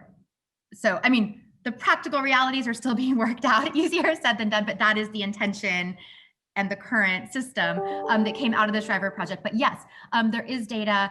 And what one of the pieces of data that I think is especially meaningful in access to justice work is to what extent it actually saved costs. And because it was able to show that a certain amount of investment in right to civil counsel in certain areas not only is good for justice, but actually saves money. In the case of eviction defense, are we reducing homelessness? Are we reducing other things that are more costly? So that is one of the key things it was able to measure, and really made a really powerful case for why right to civil counsel, where some basic human needs are at stake, is both the right thing, or I think just feels just and good, and also is cost effective. And so yes, absolutely, they got really good data from that has definitely impacted right to civil counsel programs and fundings henceforth. Thank you. This is Elizabeth Olvera. Sorry, I had a question about the Shriver program. I hadn't heard about it either. But I just did a quick Google search and see that courts.california.gov has information. It says there that about from 2011 to 2019, about 3,000 people were helped. Does that sound right? Like that's the... I'd have to look back at it. So when I say I don't know if I'm not sure they're still calling it a pilot, because at first it was the first 3 years of funding was, right? So for example, I was Justice and Diversity Center, and we got pilot funding to do custody matters, just where one side was represented and the other wasn't. So it was, specific to the region, specific to the scenario and the subject area. But I don't know. So I don't know when they're saying that number, if that's, I think, like I said, they're in the third cycle of 3-year grants, and then there's city specific grants. And so it's not just one program now. So I don't know exactly where that number comes from, but I would think it's probably higher if you looked across the various right to civil counsel funding over the past 10-ish years. I'd have to take a closer look. We can, and I think my understanding, Andrea, is that the pilot funding was for 6 years, because I came from one of the lead agencies in LA that did unlawful detainers with some other organizations, and you're right. I think that the data, it was very, very promising and really showed that getting assistance in these critical matters did prevent a lot of other social problems. Yeah. Thank you, Sharon. Yes, fellow legal aid folks. When I say 3 years, I think it was 3 years, but then most got renewed. So I think they're in their third 3-year funding cycle right now. So it could be that I think most got renewed at least that 6 years, but I think it was evaluated every 3 years, but I could be missing some nuance. So was somebody else going to speak when Judge Harper? That was Amos. Yeah, go ahead, Amos. Thanks. 2 comments. One is for the subcommittee that's going to be formed. I do think it might be important to watch what might be going on at the state bar in parallel with the Closing the Justice Gap working group, because I think there's other proposals stemming from the ADLS working group that are going to be considered, whether it's regulatory sandbox or pilot programs or other things. So it might make sense to just keep track of what else is being considered by the state bar. And as far as specific proposals for our working group, I'm a big fan, and I mentioned this earlier in our working group, but I'll say it again, of a limited rollout of subject areas. I do think we started this working group having a very, very broad net of working group. We still have quite a number of different subject areas. And I think it does make sense to try to focus on more narrowly subject areas for whether we call it a limited rollout or pilot program or phased approach. But I do think we should seriously consider that. Yeah, no, thank you. And the other real world consideration, and I imagine the group that met at some point around housing has talked about that, is, when we talk about subject areas, I think sadly this year we're seeing an increased need across a wide range of subject areas, but no one more pressing, we believe, in the near term than eviction. So we obviously don't want to create a whole new program just to deal with one specific need area, but given that we know that there's going to be a huge wave of need in that area, I would just say that we should definitely, on the access to justice, front, just really consider housing in the context of what we just know is going to be an increased need. And I have to imagine a lot of people with no attorney at all, if, since we already have that to be the case in housing matters. So just to throw that out there when talking about subject areas. Well, this is Julia, and I'd like to contribute. It's my understanding when we were discussing licensing that we were perhaps thinking that family law was going to be, potentially the pilot, because they've continued to meet while we've been working more on these other regulatory items with licensing, et cetera. So if we find that because of where we find ourselves in terms of the pandemic and the economy, I think it would be fine to entertain that we not exclusively focus on family law if we have sufficient interest in people wanting to be active with respect to housing. And I see C.M. Fleischman's hand up. Yeah, I agree with Amos that we should limit the substantive areas for a rollout, and I'm in favor of some sort of rollout or pilot program, however we want to call it. My observation I wanted to add was, no matter what we do, this is going to be a pilot program, because in my mind, if it's not working, the Supreme Court has the ability to shut it down, like the Supreme Court in Washington did. Given that, I think we should think about what an initial program should look like to try to maximize its success and not repeat what happened in Washington. Okay, great. Well, unless anyone has anything else, I know we've got a lot else to cover, but I look forward to talking more about all these issues in the working group. Can I just add something about the eviction issues? We did a symposium, so I recall the numbers that basically over a 3-year period, there was about 166 to 166,000 evictions in California each year from 2016 to 2018. And while no one knows the exact number, it's projected that it'll be 1.8 to 2.4 million evictions in California after the moratorium. And so I think we should consider that, but I'm also worried that if we're doing a test out or a pilot, that we might stress the program too much with those kind of numbers. So I'm just kind of trying to balance that. Yeah, thank you. Okay, anybody else? This is Julie Felmuth. In response to Judge Harper's question a long time ago, one of the practice areas we looked at was housing. Ira Spiro and I were on the 2-person subcommittee that looked at housing, and we did look at the Shriver project data. And so if you dig through that Dropbox that Linda has established and go back to about, I want to say it was our June 30th meeting, where we were putting forth recommendations on wobbler areas that we were looking more in depth at. We did include in that paper a bunch of statistics from the Shriver project that might be of interest to you. And as far as what Elizabeth said about 3,000 people were served, that to me sounds like LA County. Period. Yeah, it should be it's a pretty big number. Yeah. And I think it was in 2019 or early, the recent report on the overall impact, I know does cover those. I just don't know the numbers off the top of my head. But it is also in the Dropbox. All right, thank you, Andrea. So I think we're going to move to our subcommittee report outs. And first up is family law.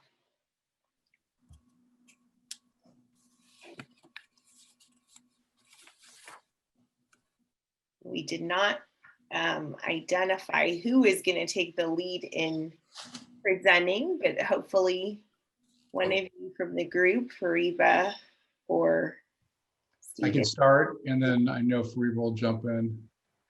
And then we've also got Elizabeth is here too. Sure. And Sharon, and I can't remember so we've done a pretty exhaustive review of the different types of tasks that could be done in family law. And there were some areas where we needed to get input on with regards to the subject matter or the tasks that would be worked on. One of the issues, and some of the issues come back to the central question of, are paraprofessionals going to be allowed to make appearances at an actual court proceeding? And we don't have that issue resolved, and it does impact what some of the tasks that would be included or excluded. But since we don't have a vote on that, I think in general, we wanted to throw a few topics out for discussion to get input from the group as a whole. For example, do we want paraprofessionals to be conducting depositions on behalf of a client? Do we want them engaging in expert witness discovery other than possibly designation of expert witnesses or demanding the exchange of expert witness information? We are requesting, based on input we got from BetCetic, that the issue of conservatorships and dependency actions or guardianships be carved out from family law and become a separate subgroup. There was a concern that, based on the experience of the members of the family law subgroup, that we didn't have the background necessary to address some of the concerns that were raised by BetCetic and through other public comment.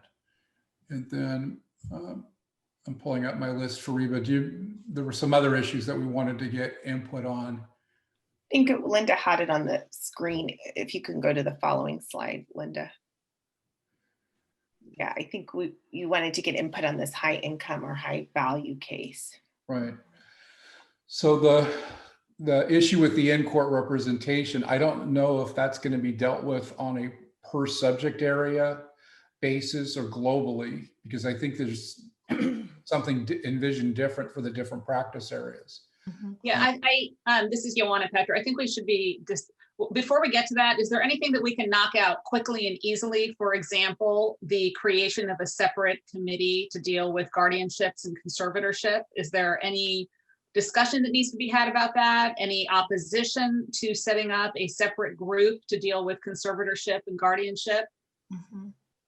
I was not at the last meeting. I wasn't able to attend the last meeting earlier this week where that issue was discussed. I think guardianship is so close to family law. At least in my court, we use family court services to deal with mediation of those custody visitation issues, because it involves custody of minor children, but just it's given to non-parents, right? And parents have a right to ask for visits and so on. So the issues are so crossover with family law. And there's even been some discussion over the years to, separate out those code sections and move them into family and not have it be in probate court. It just doesn't belong there. So at least in our court, that's where it was handled. We moved it to family. So I'm not sure if guardianship should be removed. In terms of creating a whole new subcommittee to deal with conservatorships, again, I wasn't there, and I just want to hear some of the reasons. I just don't get it. We handle those in our office at the Self-Help Center. Yeah, and I'd also like to know, since I'm new to the group, whether there was whether any decisions have been made about whether conservatorship should be part of the paraprofessional program. There was a discussion and an indication that conservatorships of the person would be considered, but that conservatorships of the estate would not. Can I share? So it was Judge Julie Emedy was one of the subject matter experts who spoke on that at one of our meetings. And she has done family. She was the supervising judge of our family division, and she has done probate and is currently in that assignment. And so she was the one who, as Steve Hamilton said, sort of differentiated for us where she thought things might fall. But my question is, we should have a committee with expertise. If we form a new committee, are we going to have the people who have that expertise to populate that issue? I mean, it doesn't really matter if it's in the family group or somewhere else, as long as we have the people who have the expertise in that group. So I'm just wondering, is it the committee, or is it that we don't have the expertise, according to the person who wrote to us? It was the committee itself. And by self-admission, I said, I've done guardianships over the years. And usually it's guardianships of minors because there's a family member that wants to assist in taking care of the child. But will we have, even if we form the committee, among our members, do we have people who we believe are experts, or who believe that they are experts on the issues of guardianship and conservatorship? Not I. Any volunteers? Well, we brought in speakers to educate the committee. So if you want to have them join, that's one thing. But we were educated with regards to limited conservatorships and general conservatorships. I handle guardianship, so I'm not as much as an expert in guardianships as I am in family law. But again, we're talking about custody issues, basically. It's just in non-parents. I'm going to chime in here. This is Sharon. I think that the concern was that with family law, Fariba and Stephen have a great amount of expertise, and we spent a lot of time breaking down matter after matter in that. And then we sort of gave short shrift to both conservatorships and guardianships, and didn't do the same for those matters. So folks from Betzedek wrote in, and they suggested, and they had like a good starting list of 14 items that we just didn't address. That was the issue that they raised for Reba, and specifically their comments.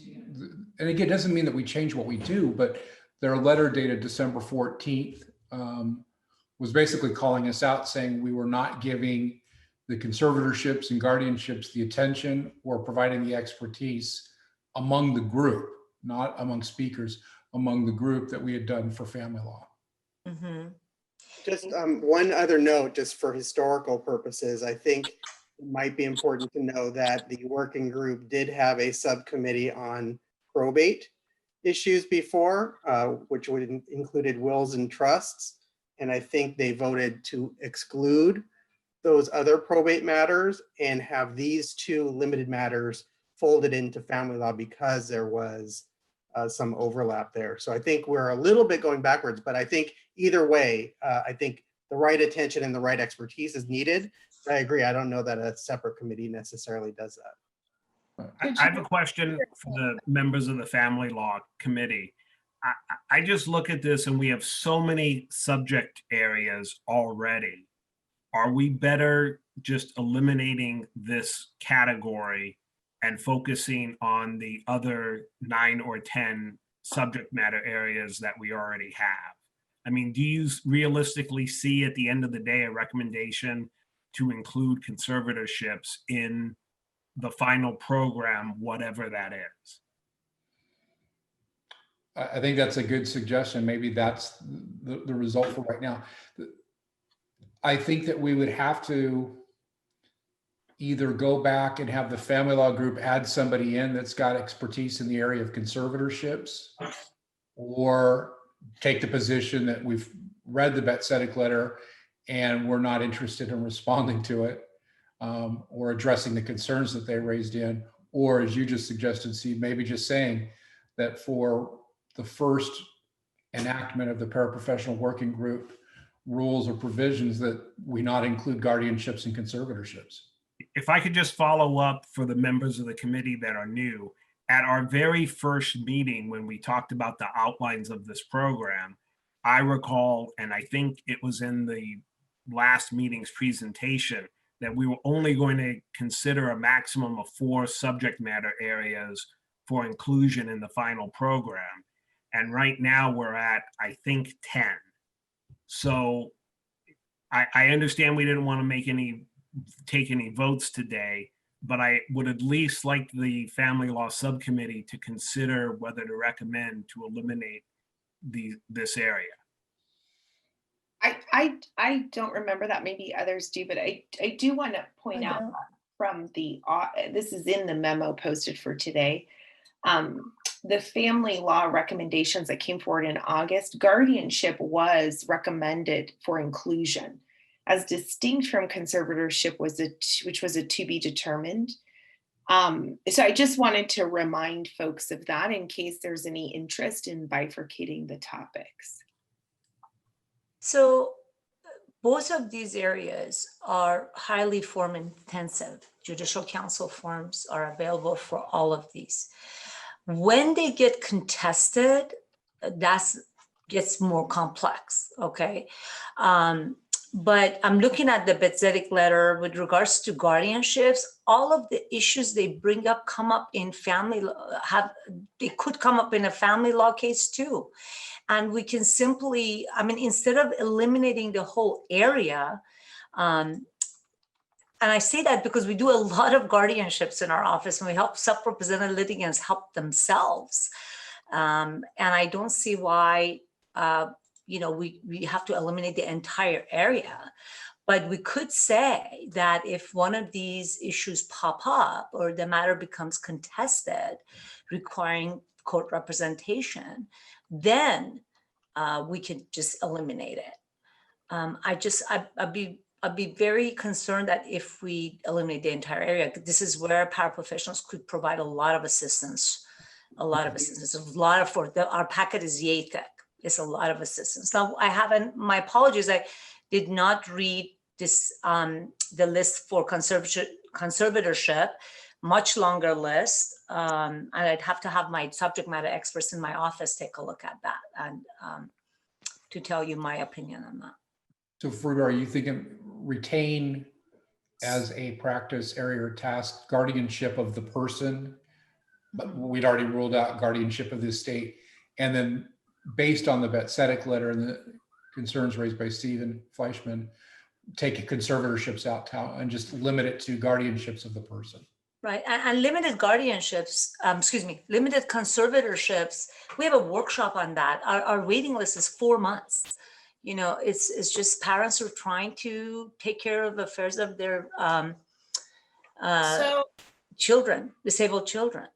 So Fariba and all, I guess what I'm hearing is, and what I'd like, if it makes sense to other people as well, is I would like the family law subcommittee to tell us whether you think this really should be a separate committee or not, or tell us there's an area that's clearly not going to be part of the program, so we don't need to expend a bunch of energy in that. And obviously all with an eye towards, paying careful attention to the items that were listed in the letter and being sure to give as much thought and consideration to the conservatorship and guardianship issues as are being given to the family issues. To me, that's key. It's that latter portion. To me, it doesn't matter so much if this is like a new committee or it's part of our committee. It's just making sure that we don't give it short shrift. And if that means having more conversations about it and then continuing to bring in experts that we can ask questions of, that's okay too. Yeah, so I'd ask that that this committee, consider what has just been discussed and come back to us next time with a recommendation. And in the interest of time, that we now move on to the topics for discussion within family law. Thank you. And if we have anybody, especially with the new additions, that's got experience in the area of conservatorship, they would be a good addition to the family law subgroup as we move forward. So. And if anyone wishes to do that or join any committee, if you could just please email Linda, that would be great. With regards to discovery, there was a differentiation made between written discovery and oral discovery. Not hard to fill out form interrogatories in family law.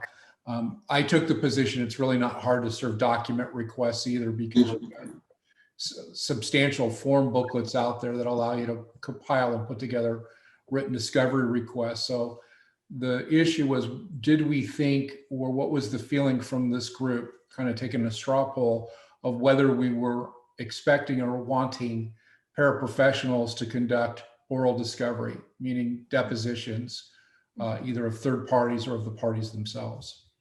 So this is Monica Wiley. Can I just chime in on this particular piece? Because I've been practicing in family law for 8 years, and there are so few depositions that actually take place in family law in terms of, either fact depositions and or expert depositions, that I don't know that it really warrants that much, honestly, from my perspective, that much consideration. I think that it's less than, I would, anecdotally say 10% of the cases actually have a very robust discovery pretrial. This is David Rubin, just to kind of pivot off of what Judge Wiley just said. I've been doing family like Judge Wiley for about a decade now, and we don't get a ton of high-powered contentious discovery, but when we do, I'd say 100% of the times that we do, these are very highly resourced cases, and you're dealing with kind of very high conflict type lawyers. And while it's probably beyond our purview, sending a paraprofessional in against one of them would be perilous. And it seems like if we're opening it up to that, we should just be, I'm not saying we shouldn't do it. I'm just saying that if we do that, we are opening up litigants to that situation. And for most of us, and once we get into that type of resourced case, we're making attorney awards anyway, contributions anyway, so they're going to have lawyers in the game. All back to what Judge Wiley said a whole lot more eloquently and simply than I did, which is, this is probably not one of our biggest issues to tackle in family. So basically, I would agree with that. Sorry, Steve. So basically, if we eliminate it from the list, we're not impacting a lot of the people we're going to help. We're trying to help anyway, right? It's really not exactly right. On the oral discovery piece, I think the written discovery piece, I think we do see that a lot more frequently. And of course, it's, rules of court and statutes. And so I think that we'd still want that into the discussion. I think the oral piece, the depots, that's what I'm talking about. I think that's the feedback that we were looking for. I think that was the general consensus of the subgroup, but we didn't want to speak for the entire group. But I think that's.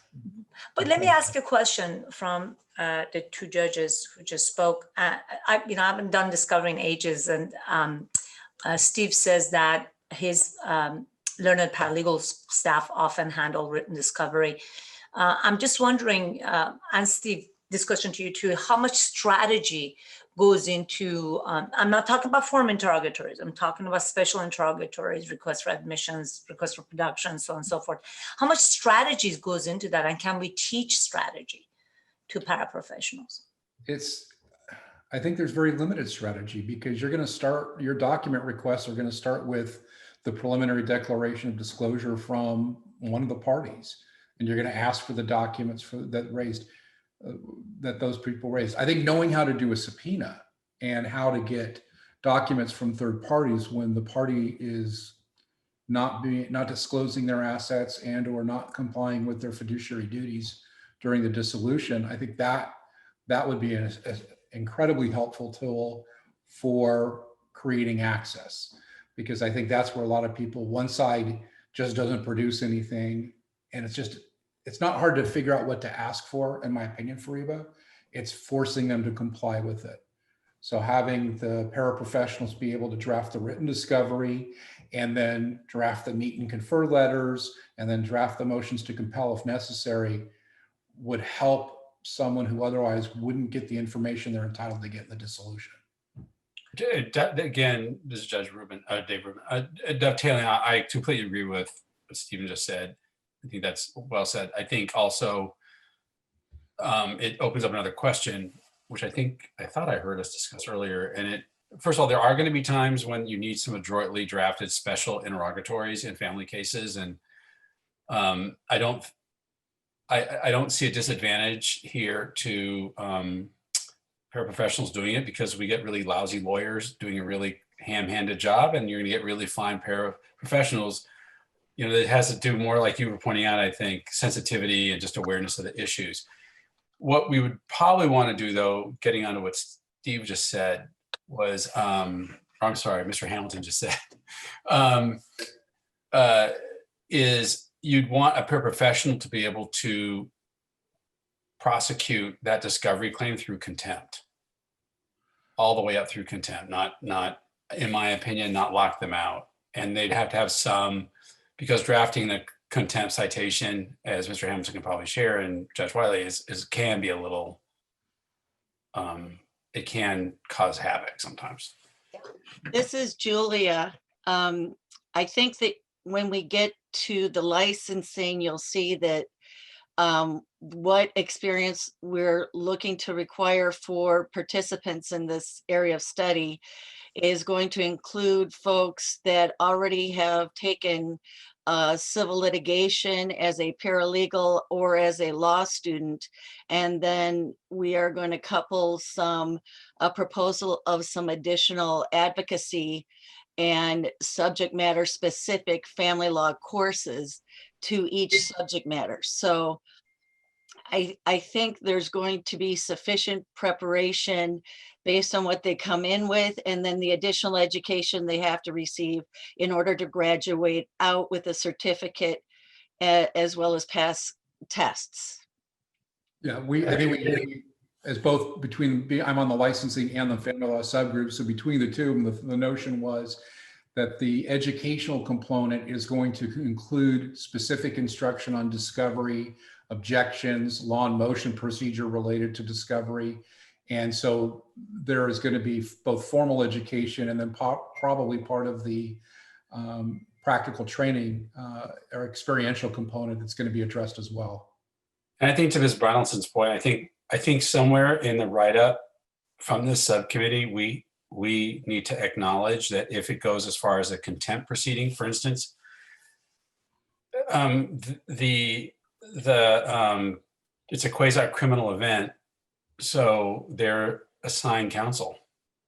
And so you're going to have a paraprofessional up against a licensed attorney, and that we acknowledge that, we knew that. And under the circumstances, since in most cases, there's no jury unless you get over a certain number of days of exposure, we were aware, that's all. So what we did within the family law subgroup, we identified tasks, and one of the kind of areas that we addressed was enforcement of family law orders and judgments, and we identified contempt as one of those tools. We specifically excluded contempt as a task that a paraprofessional could work on because of the quasi-criminal nature of the proceeding and the possibility technically for incarceration. So the paraprofessional on a discovery, and usually I very rarely have filed a contempt I very rarely filed a contempt. I think I filed one 2 months ago, and it's the first one I've filed in probably 15 or 20 years. Wow. Because it's just such an ineffective.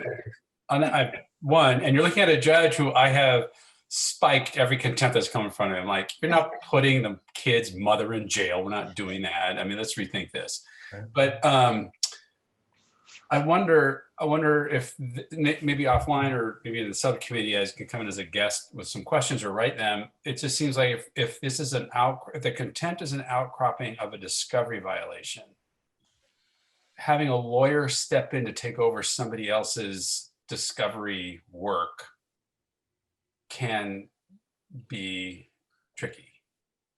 I think most times what's going to happen there, it's not going to be a contempt that ensues if someone repeatedly refuses the discovery orders. What's going to happen is I know what I'm going to do. I'm going to file the motion for a terminating sanction and to strike the response or the petition of the non-complying party and basically move the case along as a default because they're refusing to participate.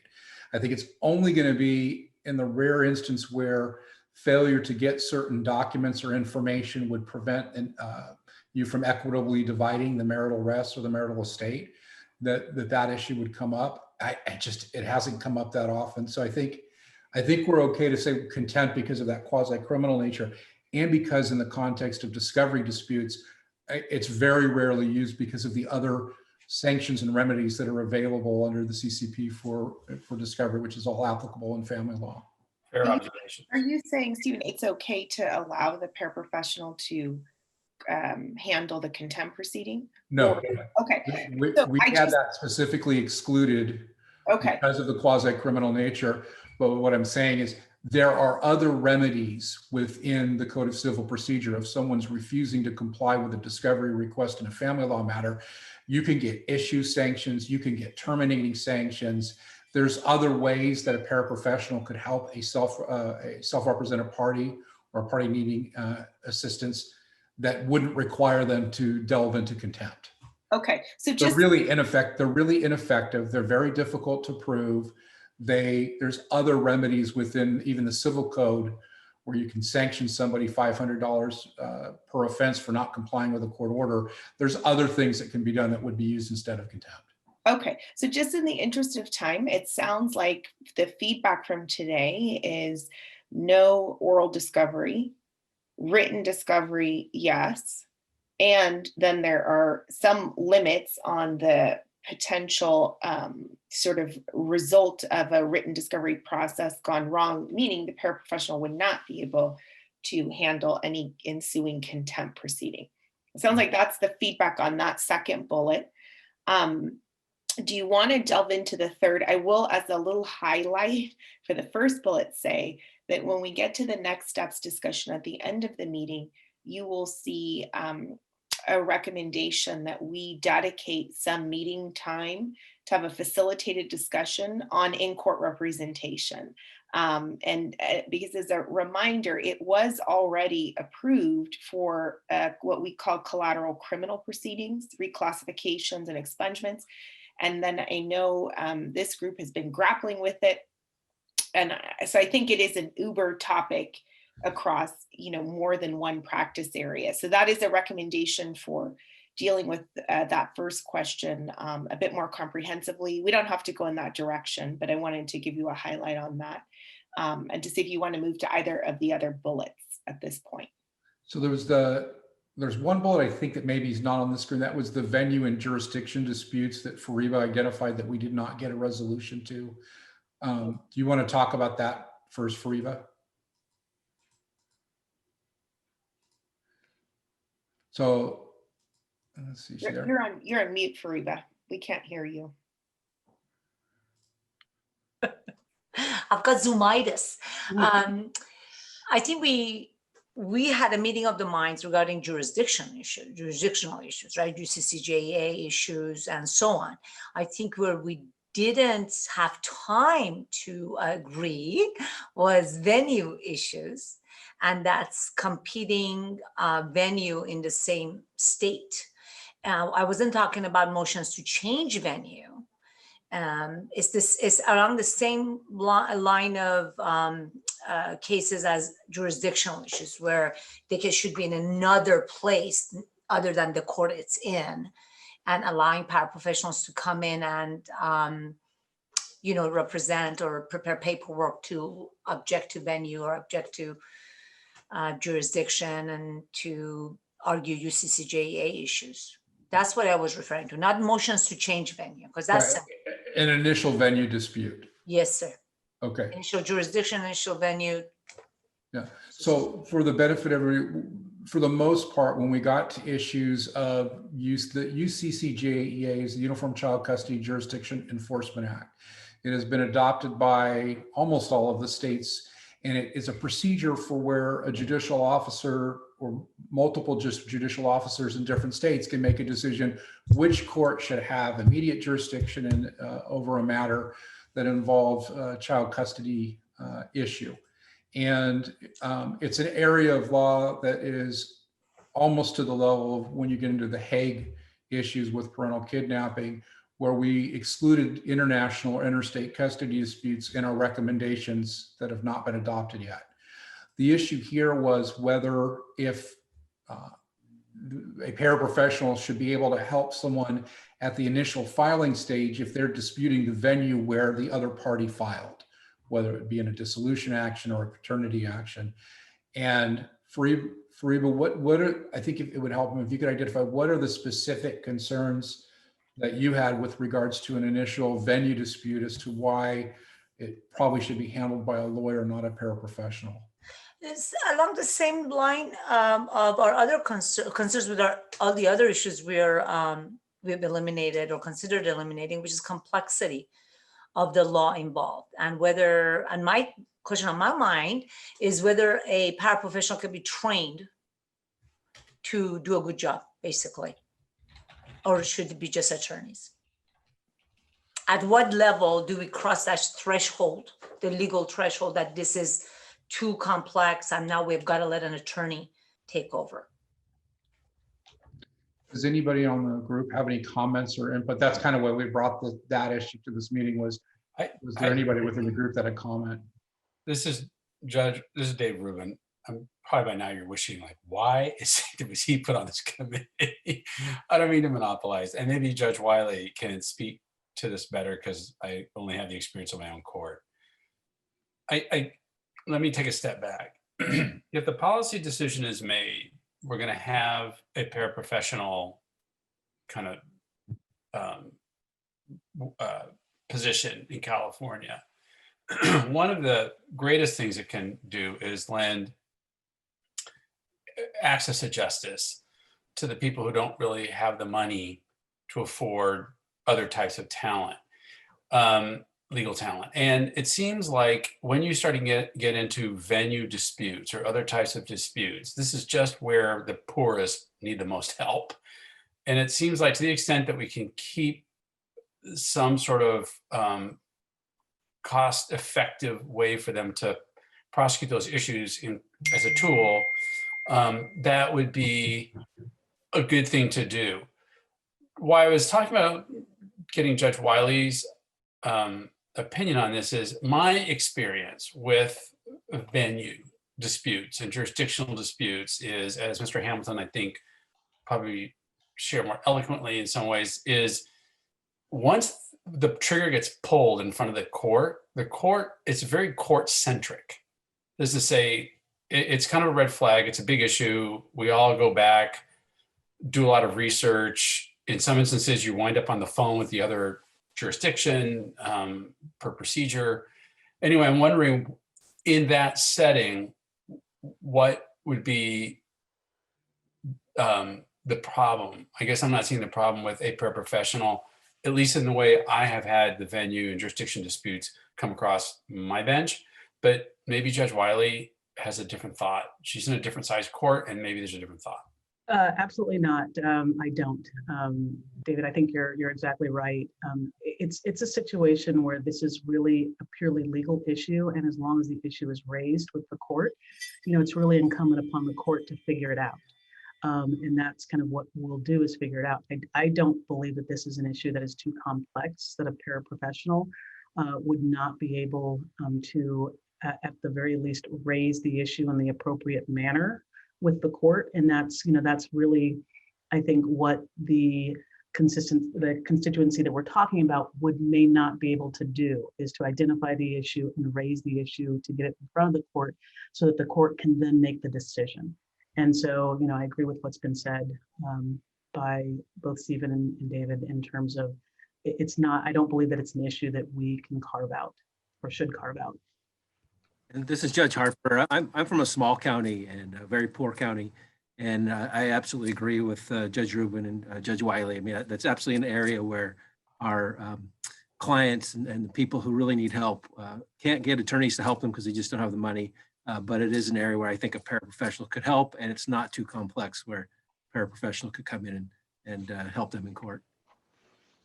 All right, Fariba, that's three judges out of three. Say it's like going into the.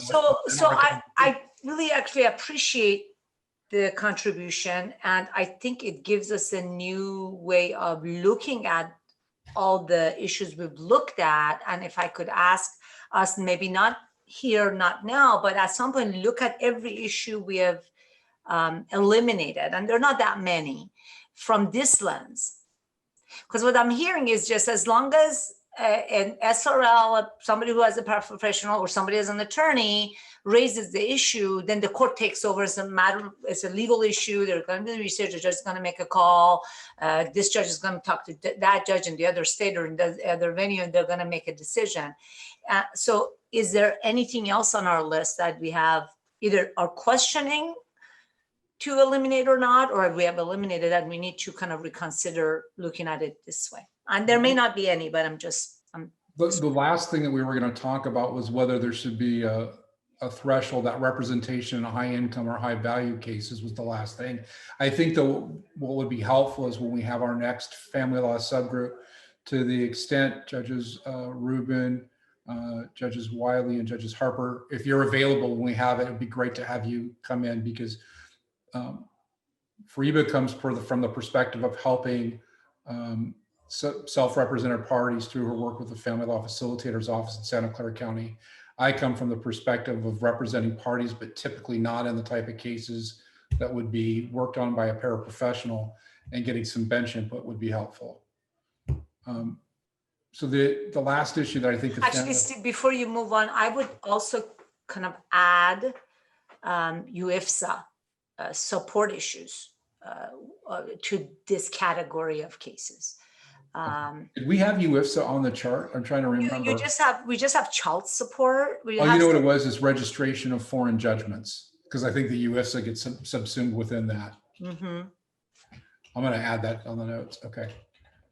I don't think we can discuss that right now. And Leah's alerted me that we should probably move on by 2:45 to the next group. I know you still have on your list representation of high income or high value. I'm very curious to know what the argument is for saying that paraprofessionals should not, I mean, if it's high income, high value, presumably this is a category of individuals who can go choose to hire whoever they want to hire. And if they wish to hire, a high-priced attorney, they are welcome to do so. And that's probably who their friends would refer them to. So I'm curious as to the main rationale. Is it that the concern is that high value means more complicated? Like, what is the concern about having paraprofessionals be involved with matters that have a higher dollar amount attached? This wasn't a concern or an issue that we thought wasn't part of our recommendations, but the issue had been brought up or discussed before, both in subgroup meetings and general meetings, about whether there should be an economic threshold as to at what point a paraprofessional shouldn't work on a case. It's my position is if this comes down to a consumer choice argument, if they want to hire a paraprofessional to work on their case and go up against a law firm on the other side, that's their choice. And I don't think it is an issue. I think that there shouldn't be an income threshold or a property value threshold that a paraprofessional is somehow barred once they hit that ceiling. Mm-hmm. So in other words, if the community assets and debts collectively are over 7 figures, it's $1 million plus divorce, I don't have a problem with the paraprofessional working on that case, because those parties would have the ability to retain counsel and they're choosing not to. That's a consumer choice issue. So it's really not an issue, but we put it out there to see if there was any input or discussion from any of the group who would be offended by not including such a provision in the recommendations from the family. I have a question for you, Steve, on that. This is Erica. Because I never served in a family assignment, but I've served in a civil trial assignment. And so I had quite a number of long cause family trials, which were $32 million family estates. And so my question is, what if one side has the funds and they decide that they can hire whomever they want, but the other side doesn't? And of course they can ask for fees later, but let's say one spouse doesn't have the money and then they hire the paraprofessional, and it's not equal. They're going to be able to get, I would assume under that scenario, they're going to get pendite lite fees. They're going to file the application with the court. They've streamlined the request for attorney's fees now and specified what information to include. And I think one of the tasks that we've said a paraprofessional should be able to do is to file a request for fees, so that that person who initially didn't have the money to retain an attorney could hire a paraprofessional to help them prepare the fee motion and line out for the court how much they need in fees and why they need it. And would that happen quickly enough so that the person who didn't have the funds would feel emboldened to, move forward and not feel like they somehow couldn't access the court, or that they couldn't hire an attorney if they wanted to have an attorney? I would say yes. I'm going to parrot Judge Lewis from Los Angeles, now retired. His mantra in the last 5 years was you would ask for fees early and often. And I think the family law bench is far more receptive to hearing a fee request at the beginning of the case to make sure that there's a level playing field among the litigants. I defer to Judge Wiley, to Judge Harper, and to Judge Rubin, but I think my expectation and my experience is a court would absolutely give fees to a party that was going to not be able to have adequate representation without the fees. The other issue that may come in are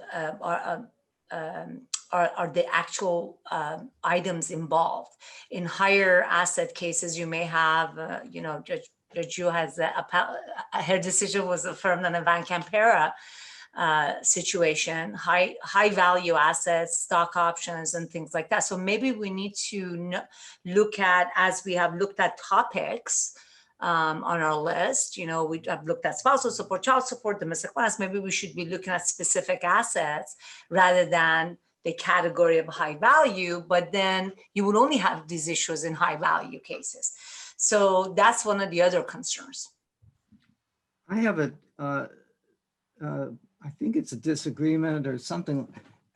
When we're talking about high value cases in family law, there are, in many areas of our state, you could have $1 million or $2 million of equity in a house or more, but the parties, the spouses, don't have much money.